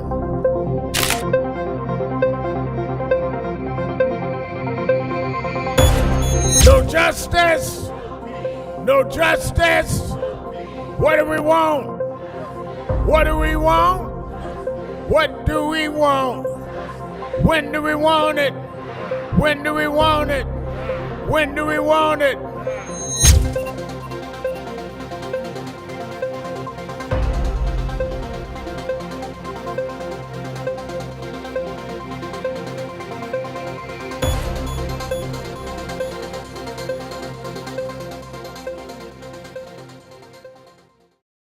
That I want to end. He talked about the dry bones in the valley. Don't take it back. The only reason that the wind could blow life into the bones is because at some point they had to be connected. If the wind had blown into a disconnected body, it still wouldn't have worked. So before he prophesied to the wind, they had to first get the foot bone to connect to the ankle bone, and the ankle bone to the calf bone, and to the knee bone, and the knee bone to the thigh bone. If we are to prophesy to the wind, we must first connect this body. We must connect Eddie Long to Farrakhan and Cornel West to Elders and Lowry to Sharpton. If we can connect this body, then God will blow the breath of life into our community.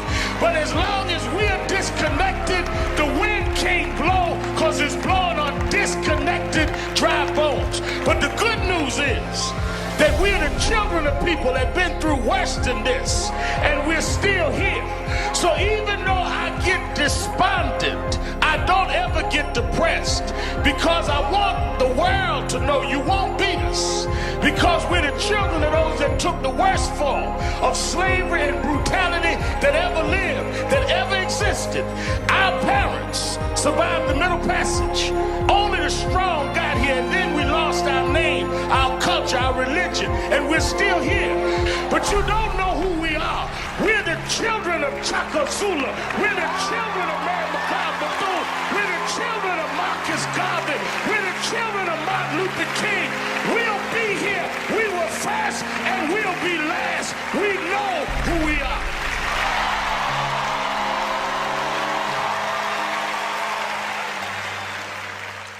Thank you for joining us for Weekdays Live with Reverend Al Sharpton.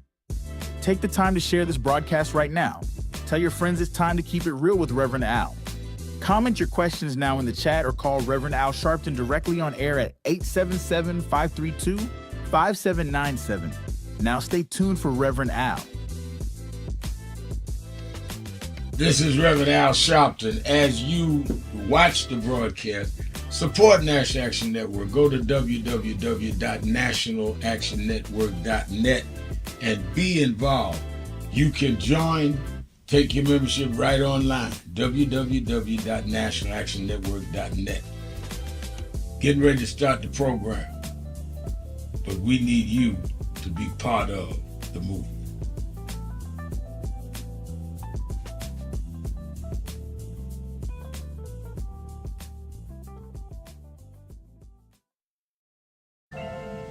Thank God I was blessed to have both in my life. Both historic, strong figures. But if I misused them and listened to not only figures that are not as historic as them, but figures that had nothing to do with the calling and purpose of my life, I would live confused. I'd be double-minded. I'm clear. What I want you to do is be clear. Clear on who you are, why you are. And a lot of that will be exposed to you and others by who you are around and who you allow to enter your head. Keep people at a distance that only have a distant and unclear vision of who you are and who you are supposed to be. They could be your blood relatives, but they could not be the ones that accompany you toward what you ought to be about tonight. Everybody good to you ain't good for you. Everybody that makes you laugh sometimes end up making you a joke.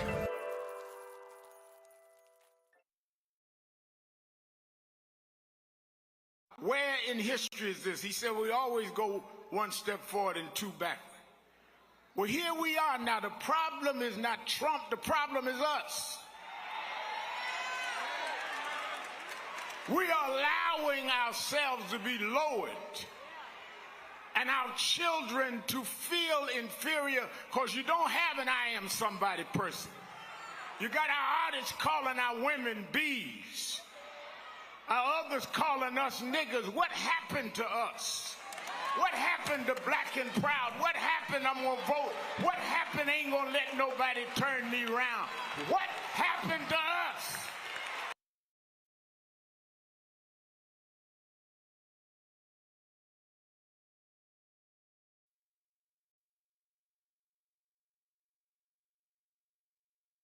I want to turn the floor over to you, Well, thank you, President Dr. Kimber, and to all of you on the board.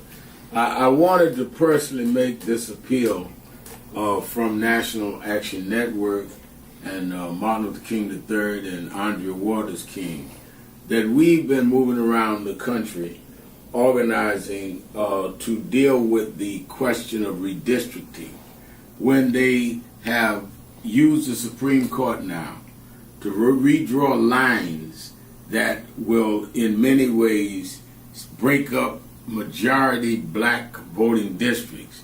It means that they dilute the strength of our community. It will cost probably 19 members of the Congressional Black Caucus. But as important, if not more important, it will not address the needs of those constituents because they don't have a block vote to say we're going to put in somebody that wants to do what is right for us or not. And that does not necessarily all the time mean a black person, but it gives them power. In Memphis, Tennessee, the majority black district congressman supported and reelected several times by the blacks there was a white man named Cohen. So we see this as an undoing of the Voting Rights Act of 65 and the Civil Rights Act of 64.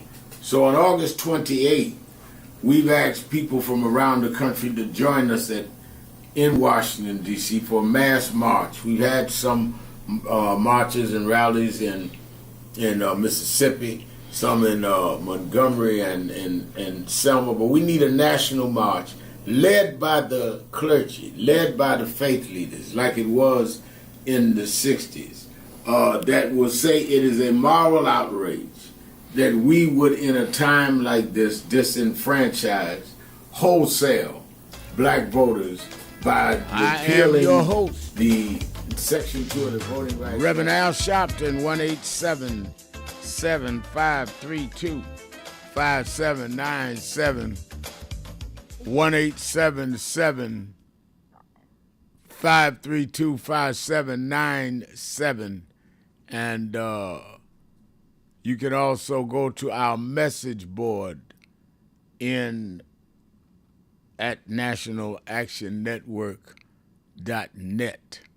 And Michelle Matlock Mason is on the message board saying, thank you so much for all you do from generation to generation to make sure that we as people realize the importance of staying ahead with wisdom and knowledge of those who are ordained by God to teach and stand on the front line for what is just. Well, thank you for that. And it means a lot, Michelle. You know, you get a lot of attacks out here. So when somebody says something kind, I appreciate it. And I mean, attacks don't throw me off because I've been in this since I was a kid. Everybody that ever took the front got attacked. So I know that's coming. And they don't attack you unless you're doing something. Walter Coleman says on the page, Reverend Al, what religion did the slaves have in Africa? What God did they serve? Did they serve Christ or did they live in idolatry? Well, first of all, Africa is not one country, it's a continent. And different parts of Africa, Ethiopia was the first Christian state in the world. That's where Coptic Christianity started from. So you'd have to say, what part of Africa are you talking about? And some did worship idolatry. So did Europeans. So did Asians. Some did worship Christ. Some did worship Prophet Muhammad. So you have to be more specific because Africa is a continent made up of many countries. And in those countries, there was many tribes and many religions, as there is now, as there is in the United States. So your question is too broad for me to answer it as a one-frame answer, because Africa is a continent. I'll leave it that way. And I see Soul Gems 941 says enslavement and clan mindset still thriving in many African countries still. It doesn't erase slavery, Jim Crow, segregation, etc. And that's the point. You're right, Soul Jim. Yes, a lot of it is there. Yes, a lot of it is extremely negative, but it doesn't make it right. Whether Africans enslaved Africans and sold us still does not make it right. The Africans that sold us are wrong, and the people that took us and worked us for 246 years and didn't pay us is wrong too. Even more wrong. We made the country. Cotton was the first industry in this country. We made Cotton King. We used Tobacco Road. We built this country from a string of colonies to the richest country on the planet. Well, you easy to get rich if you don't have to pay for the labor. You can start a business tomorrow, and if everybody working in your store, you ain't got to pay. It won't be long for you rich. Let's go back to the phone. Let's go to Brother Jacob in Philadelphia, Pennsylvania, WURD. Brother Jacob. Hey, peace be unto you, Reverend Sharpton, and I always say in your global audience, man. You know, you were speaking about the march, right? Yep. And I heard you were saying about when you do that for yourself. Right. Because I'm going to tell you, I'm going to do everything in my power, as Spike Lee said, to get on the bus, right? I love it. If I don't drive, get on the bus and get there so that I can tell my own soul I was there. And you know what I'm saying? It's like when they marched across the Edmund Pettus Bridge, right? You know, all of them was there because that's what they wanted to do. That's what they wanted to, and they made their mark in history, ever how ugly it was. You know what I'm saying? But what I want to say, though, Rev, now President Trump told us, say, I'm going to end that Ukraine-Russian war 24 hours. I'm going to get that thing done. I'm the only one can do it, right? Right. Well, what has been like close 2 years now, and ain't nothing happened. That's a whole lot of 24 hours. And still firing at each other. Yeah, well, that's what I'm saying. And then he over there now with the here's what I can't understand, Reverend Sharpton, is people are suffering. Men, women, and children are dying as we speak. Why do they have to have so many different meetings on different continents in ballrooms with crystal chandeliers, right? Wow, and they just have these dinners and all these. I don't know what you call that while people are suffering. That's like if I see a man hanging on for dear life off of a mountain, I'm gonna say, well, you hold on, you just keep holding on, and I'll go have a few of these meetings and dinners, and then I reckon I'll be back to help you save your life. That doesn't make sense to me. You know what I mean? And check this out. While President Trump is over there in Turkey, he's selling the leader over there fighter jets, I guess, for more war. Man, oh man. Well, can you make this make sense to me, Reverend Sharp? It's difficult to make it make sense because it doesn't make sense. But thank you for your call.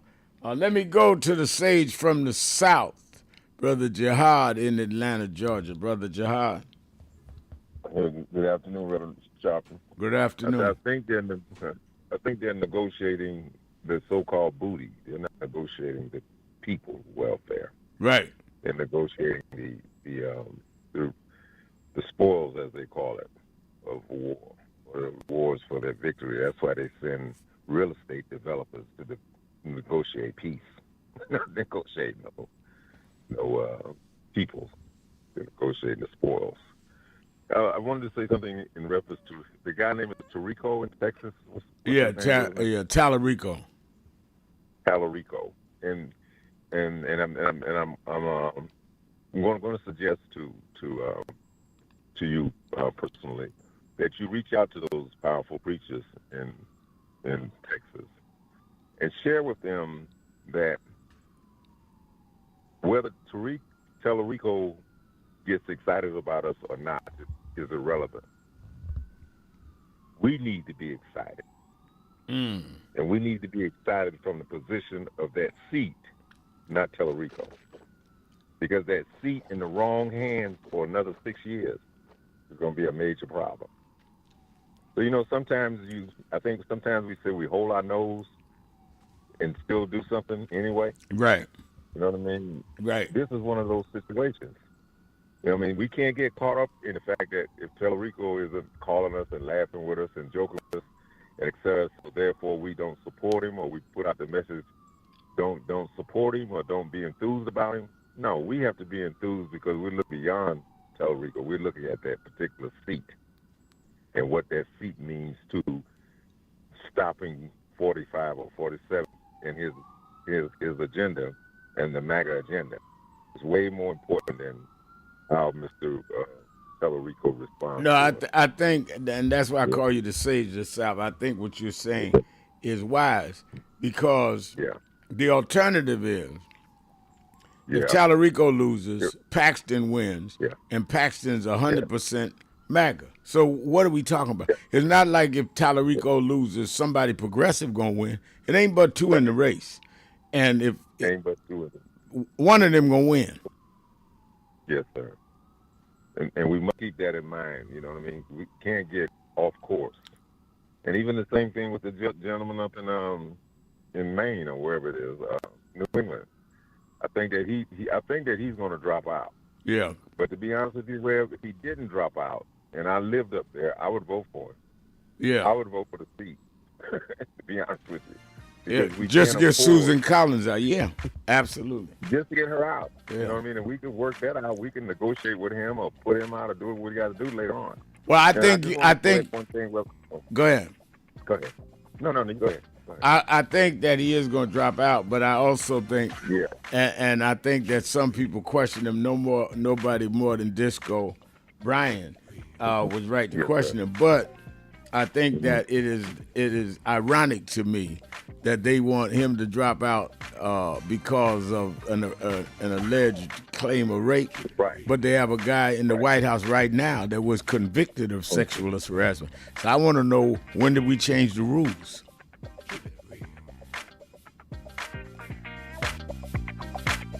Keeping it real. Shopton. Be right back.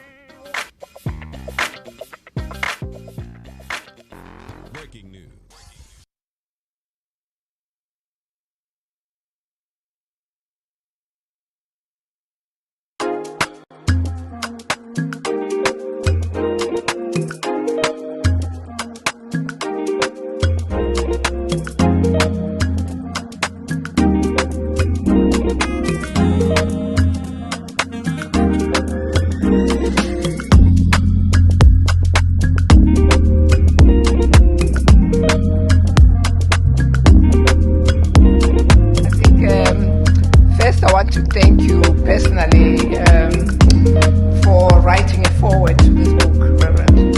I wanted to write a book that was different from the many books that have been written about my dad, which are about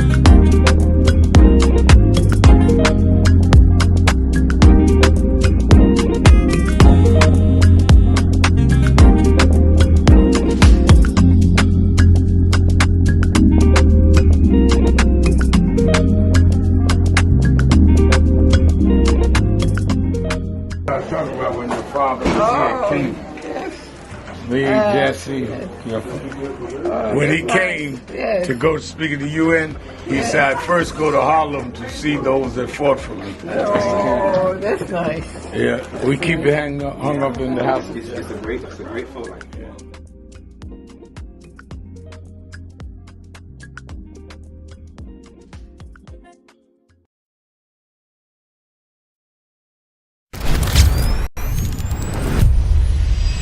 This organization has been on the front line. People ask me, why do families call us? Because we never leave them.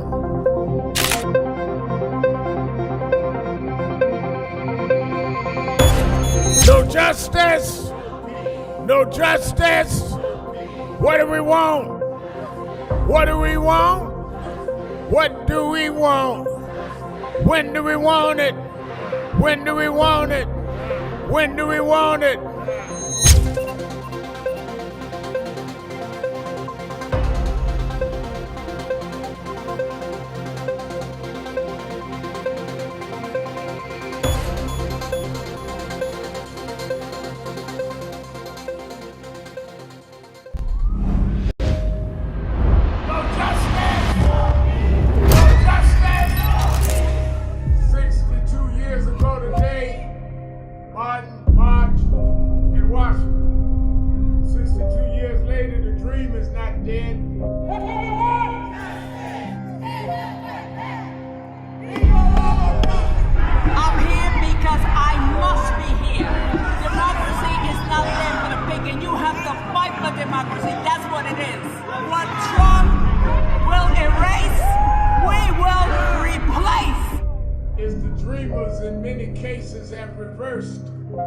Tried to turn it into a nightmare. We come to Wall Street rather than Washington this year to let them know you can try to turn back the clock, but you can't turn back time. We gonna keep the dream alive on Wall Street.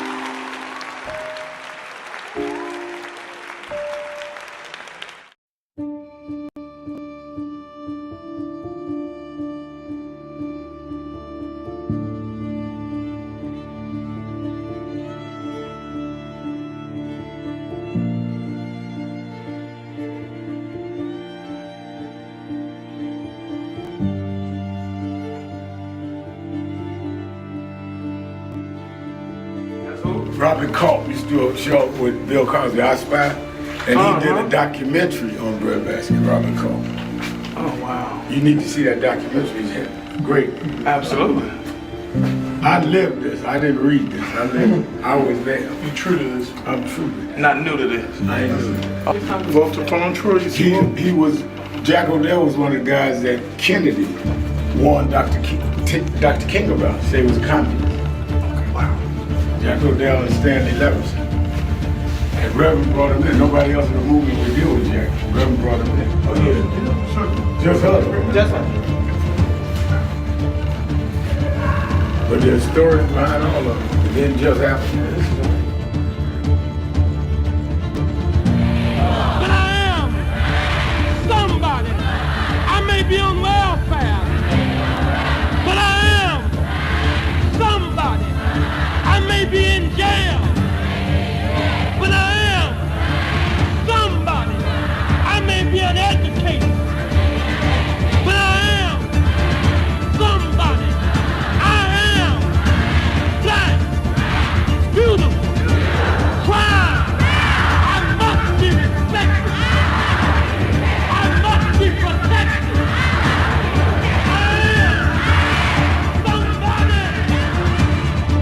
Come today. I see the Reverend Jesse Jackson is here. Lord, we thank you for the Reverend Jesse Jackson.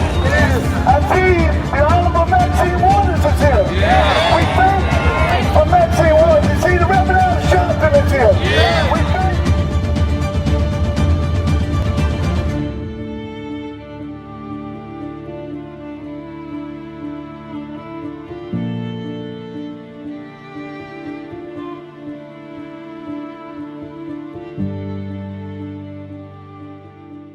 So we are fighting. That's why I said to deal with this DEI situation, you must be disciplined and do study, because unless you do structural change, we'll keep coming right back to this over and over again. I spoke Wednesday night at Yale University, and I told them students, some of those brightest students in the country, Yale, Harvard, I spoke at Yale, and told them there is a structural problem, which is why Trump and Vance and President Elon Musk, they can come in and put us backward because the structure was never corrected. They walk in the door and say NDI, because structurally they can make that stand. We've got to break the corporate world from doing it and then straighten out the structure of how this country is.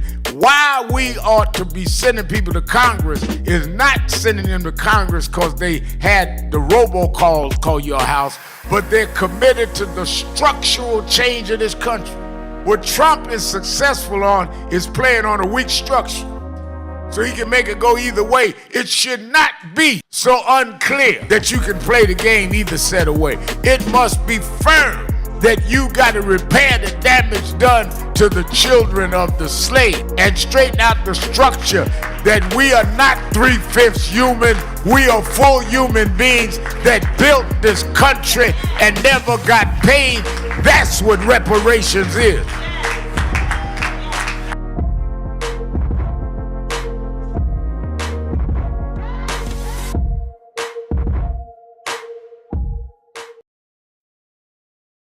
Many people cannot focus because they have not really come to terms with their calling and life purpose.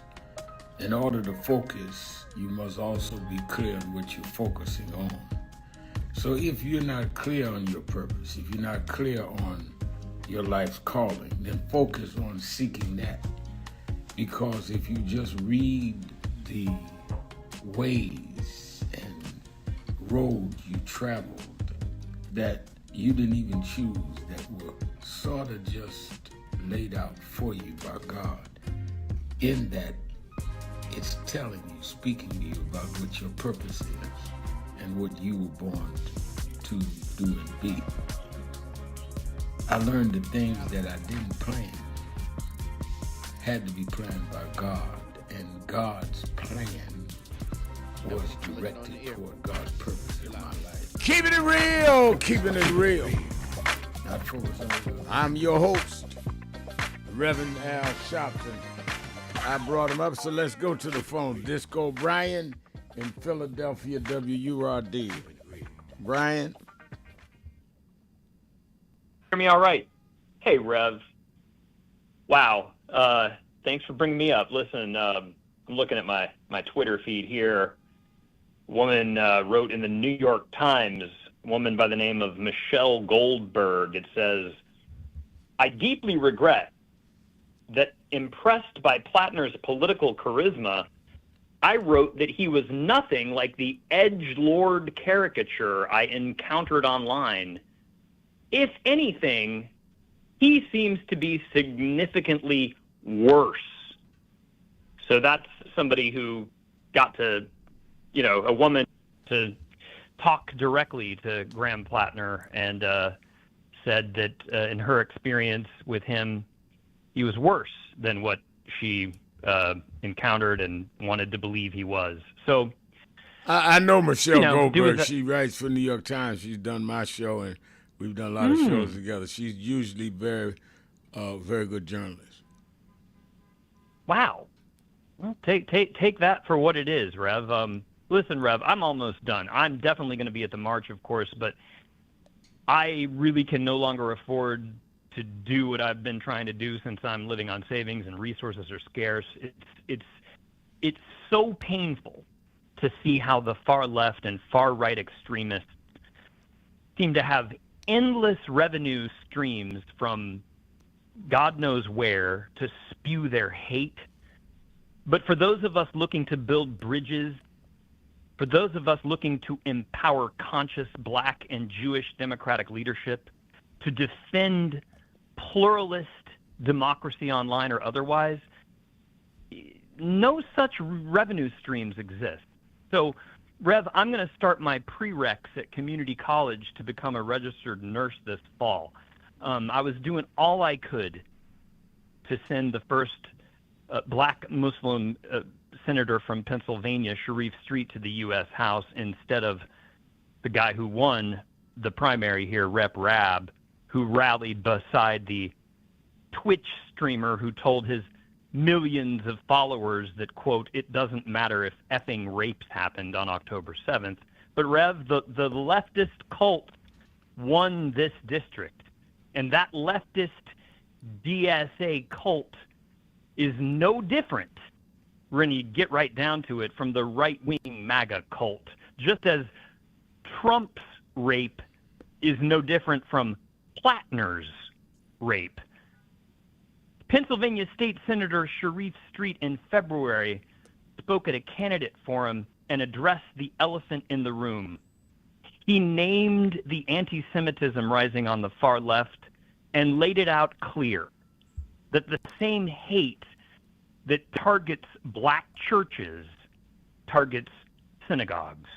And Rev, I know this from personal experience because I had an ignorant grandma raised by a Klansman who taught her that Black people weren't fully human and also taught her that Jews were worse than Blacks. Senator Sharif Street here in Pennsylvania's bridge building back the Black-Jewish alliance should have made more headlines. But Rev, since screaming F AIPAC gets more likes and clicks than articulating the complicated nature of the Black-Jewish alliance and the truth that anti-Semitism is always adjacent to anti-Black racism, it got no traction. So I'm let me ask calling you you today, Rev, with... Let me ask you this. You, as I stated earlier in the show, was one of the few that was consistently saying Graham Plattner should not be in the race. If he does withdraw, as many pundits feel he will, do you have someone in mind that you think could beat Susan Collins, or do you have in mind a process that could establish that? God, Rev, you know, I don't know Maine politics, and I can't vibe out how that's going to go. But what I do know is that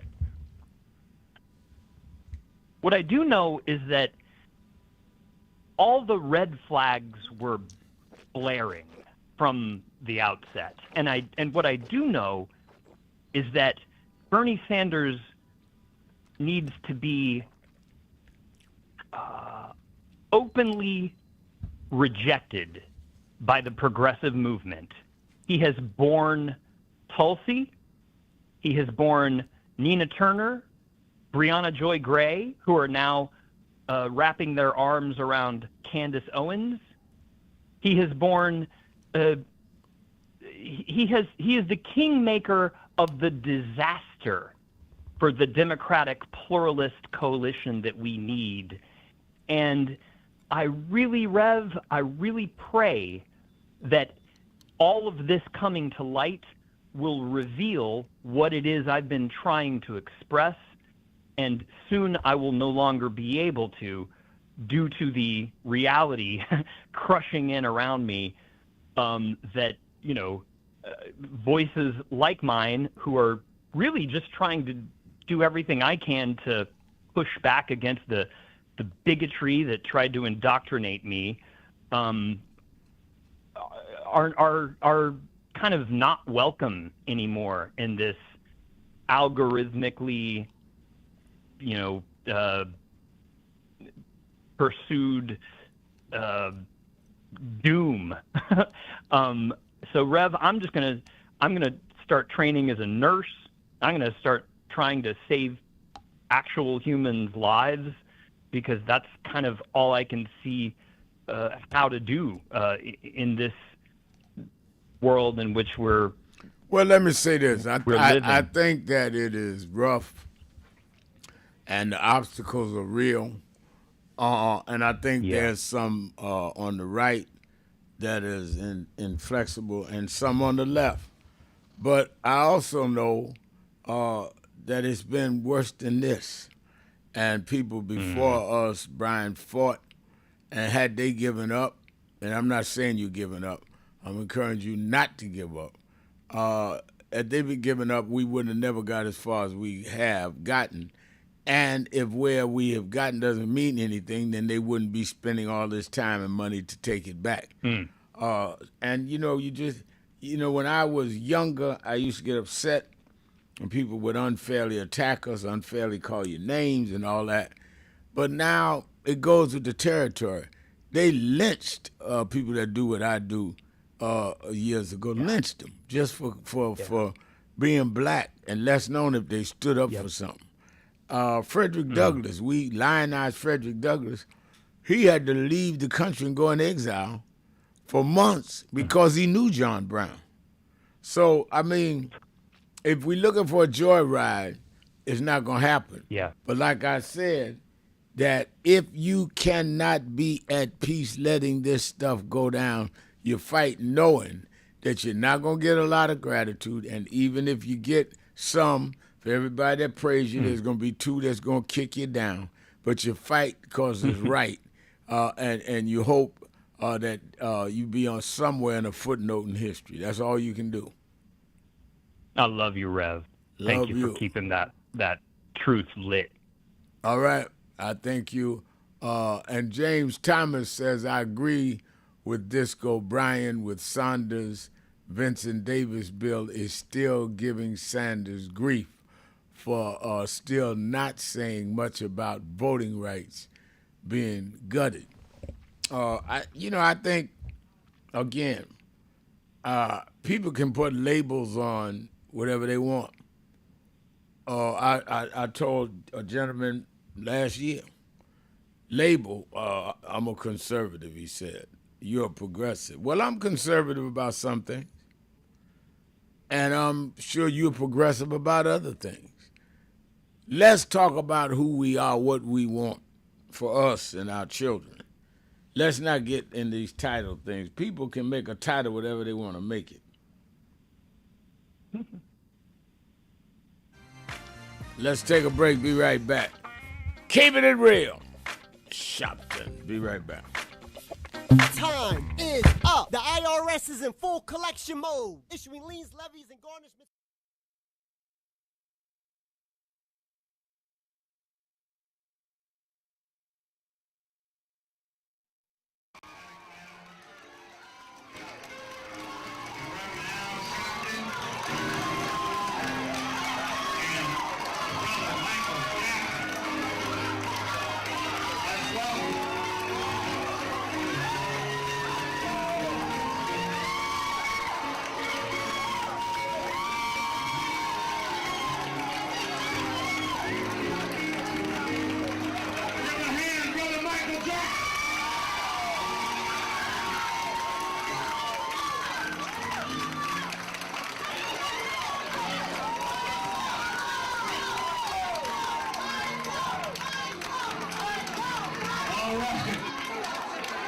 We need some room. All right, hold on.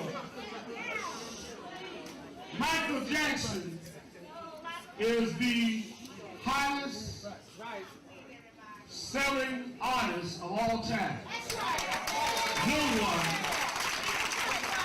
No one has sold more records in the history of the planet than Michael Jackson. But Michael Jackson said to us, he did not want to just raise the issue of what's happening with him.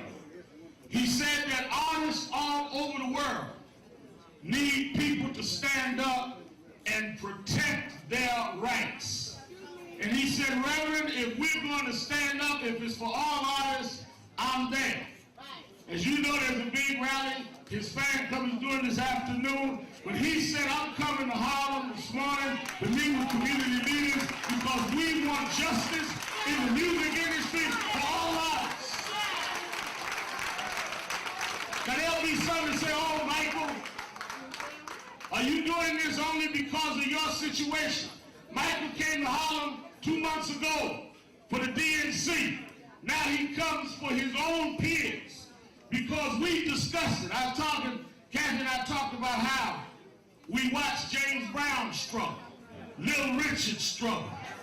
We've seen artists, black and white and Latino struggle. Somewhere this has to stop.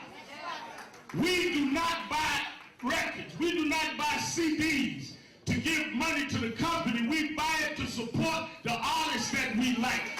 And we want the artists to be free. We don't want the companies bigger than the artists. We want the people respected and the stars that we make stars to shine in the galaxy for us. And let me say this is the 4th of July weekend. Michael Jackson is an American story. Him and his family rode from Gary, Indiana, to where he's an icon all over the world. Didn't no one give him anything. He sung, he danced, he created, he produced, he spent hours in the studio. No executive did that for him. You do not have the right to take from someone what you didn't put in them. He created where he is. We appreciated it. We didn't hear about Michael when he got to Sony. We knew Michael at ABC when he was in Gary.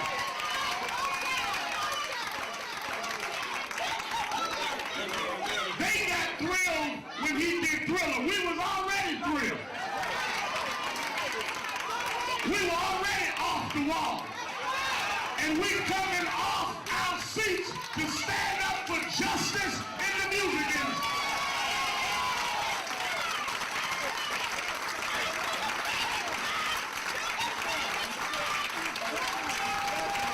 And let me say one more thing.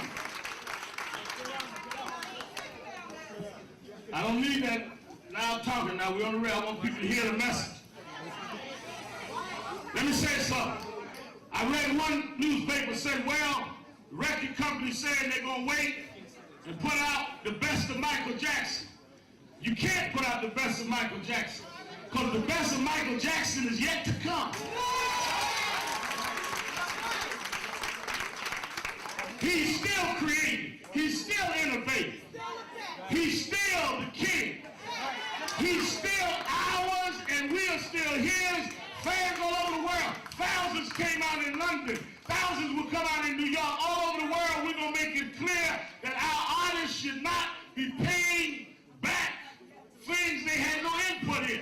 The promotion budgets. James M. Tume will lay it out. The video budgets. All of this is charged to the artists, yet the artists have no discretion over what to say. So if they want to buy an ad with their friend, Michael can't tell them buy it in Jet Magazine because they decide the budget and charge it to the artists. That's why many of these artists have no money at the end of their career. But he wanted to fight while he was on top. So it will help your child not have to fight one day to go through what they've had to go through. Sammy Davis Jr. died broke. His wife had to become a waitress. Michael said, I went to Sammy. I went to James Brown. I went to Little Richard. We're going to stop this once and for all.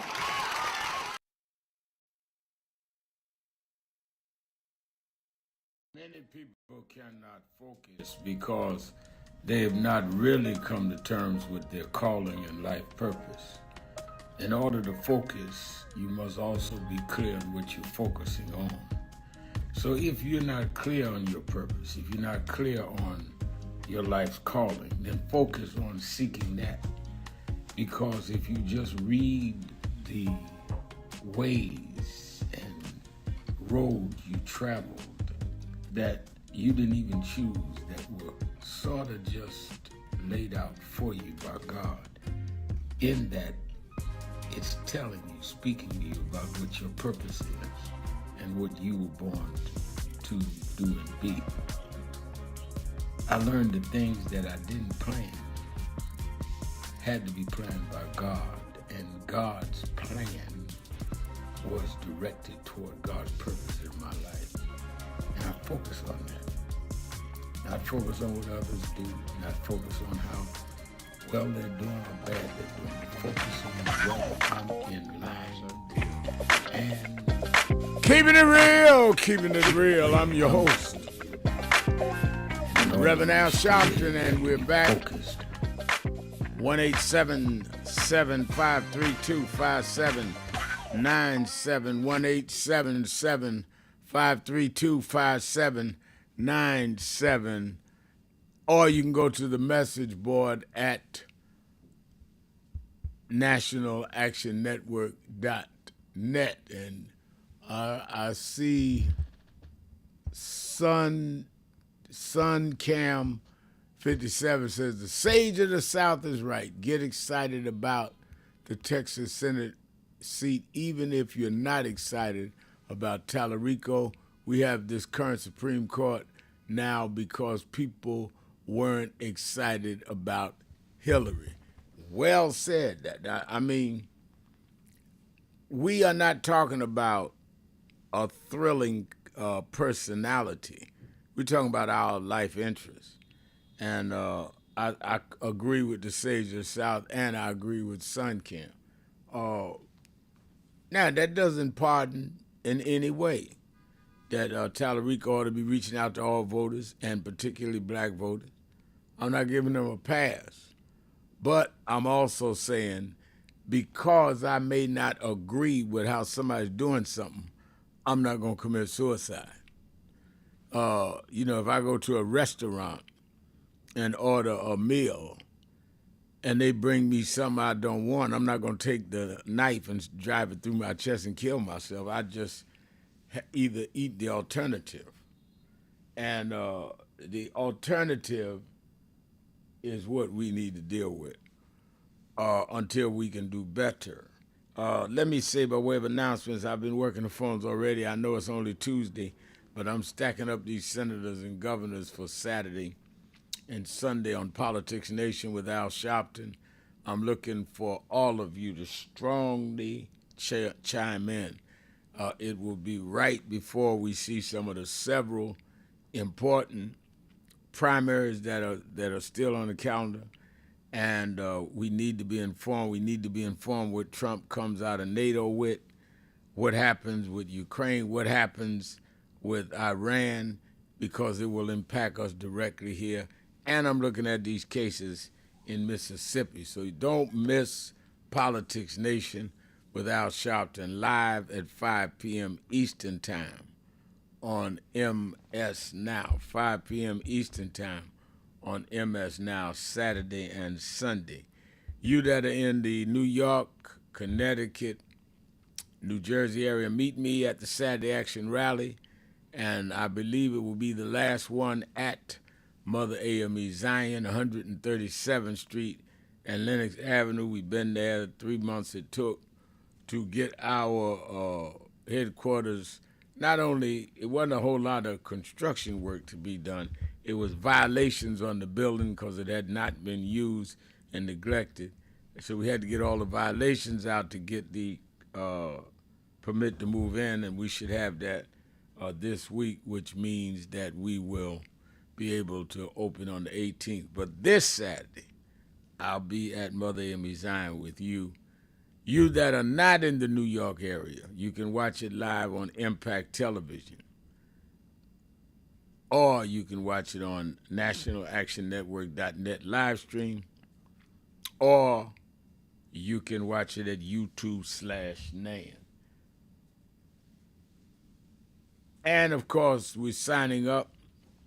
I see several hundred have already signed up to be or help organize for the march because March is needed, a national gathering, a national statement right in the nation's capital. Go to www.nationalactionnetwork.net, or you can go online to www.marchonwashington2026.com, either one, and sign up for the march. Ask whatever questions. Ask whether or not there's a bus leaving near you, or there are no buses. Can I organize a bus? Will you help me? What do I do? Or I'm coming in by my own transportation. I'm flying or I'm driving. Where do I go? Put that on as you sign up, and someone will get back to you. All right, let's go back to the phone. Let's go to Sharon in the Bronx, New York. Sharon? Hi, how you doing, Reverend Sharpton? I'm doing very well. How are you? I'm good. Thank you for all that you do. I've been involved in some of your activities, going across bridges and things like that. I've met you. I got your books. All right. Anyway, this is Tell It Tuesday, so I got something to tell you. All right. I went with a group to the Walmart in North Bergen, New Jersey last Wednesday during the first day of the heat wave. And it was a very disappointing experience for me. There wasn't anyone throughout the entire store that was a non-Hispanic speaking person of color. And whatever questions I asked could not barely be answered, even when they got somebody else to, take my question for merchandise that I wanted. They smirked at the, because I could not be understood. And I did get some of the things I came for, but it was very stressful. I even had a salesperson give me their phone and tell me to put it in their phone because they didn't know any English. I went to customer service. I asked questions there about a couple of the products I wanted. Once again, they smirked and laughed at me because I could not be understood. And when I asked for a manager, which most of the time when you ask for a manager, a store is supposed to get a manager. Right. And they would not get me a manager. Instead, the person at customer service went past smirking to gloating. Now, I know Target was a store that we boycotted, but I thought Walmart was our friend. And I went to Walmart some years ago, got the same product I was trying to get, couldn't find it online on their site, but I said, I'm going over there with this group. It's an opportunity to get there because I don't have a car, and I'll ask questions about different things I want when I get there. And so that time I went years ago, it was not like this. I mean, look, I believe in everybody having opportunities, but this is ridiculous. I already live in the borough of the Bronx where there is, in-your-face discrimination against people of color who don't have a second language of Spanish. And, it's ridiculous. Most of the time, if you're on the street level, you can see it right in your face. All the dark-skinned people are relegated to jobs of security, even if they are small in stature and don't look like they can handle themselves, And this was very disappointing. So I don't know if you're boycotting any of the Walmart stores, but this one here definitely needs to be boycotted. And this is the one in North Bergen? In North Bergen, New Jersey. Yeah, I know exactly where it is. All right, you registered it with me. Stay tuned. Thank you for your call. Let me see if I can get Mrs. Jones in before I have to go in West Philadelphia. Mrs. Jones. I know, you're so kind of you. Thank you, Red. Love you, praying much for you. I'll shorten my list of things. I was thinking about the soldier that was arrested because, of course, he did violate norms. But we have a so-called president, twice impeached, convicted felon, has made it normal to violate norms. Unfortunately, I am not saying that he was incorrect, but that's how fed up all of us really are. And for him, as a young man, to put his career on the line, they're going to prosecute him to the extent of the law. It is just not right for that soldier. I'm following his story because he has done more for this country than the so-called Explain to everybody the soldier you're talking about. Because I was just reading. I know. I was trying to be short on time. The soldier that stood up in front of the Capitol, right, asking for Trump, I don't like calling his name, and J.D. Vance to be impeached. And he laid out some of his concerns about the detention centers that these fellow Americans are in, and they're dying there. All the issues that we all are very concerned about, he laid that out, and how he's breaking the norms and asking Congress to step up to the plate and do their job. He mentioned there's no oversight of what he's doing. And again, there's a lot more involved in his story, but they arrested him because he was in the front of the Capitol in his uniform. I believe if he had not been in uniform, it would have been just freedom of speech. But again, norms are being broken much more by this so-called president than a soldier who signed up for to protect his country, for his country has done more for this country, and to treat him, as to breaking norms in this abnormal time that we're in, I just think it's unthinkable for them to even try that under what we are going through with this so-called president. All right. Thank you for your call and for getting it all in right on time. There's the music you got in right under the belt, as they say. Let me thank all of you that called in.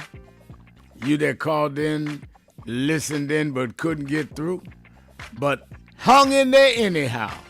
Remember, whatever you do, wherever you go, however you feel, tell somebody, tell anybody, tell everybody. Reverend Al told you personally, keep it real.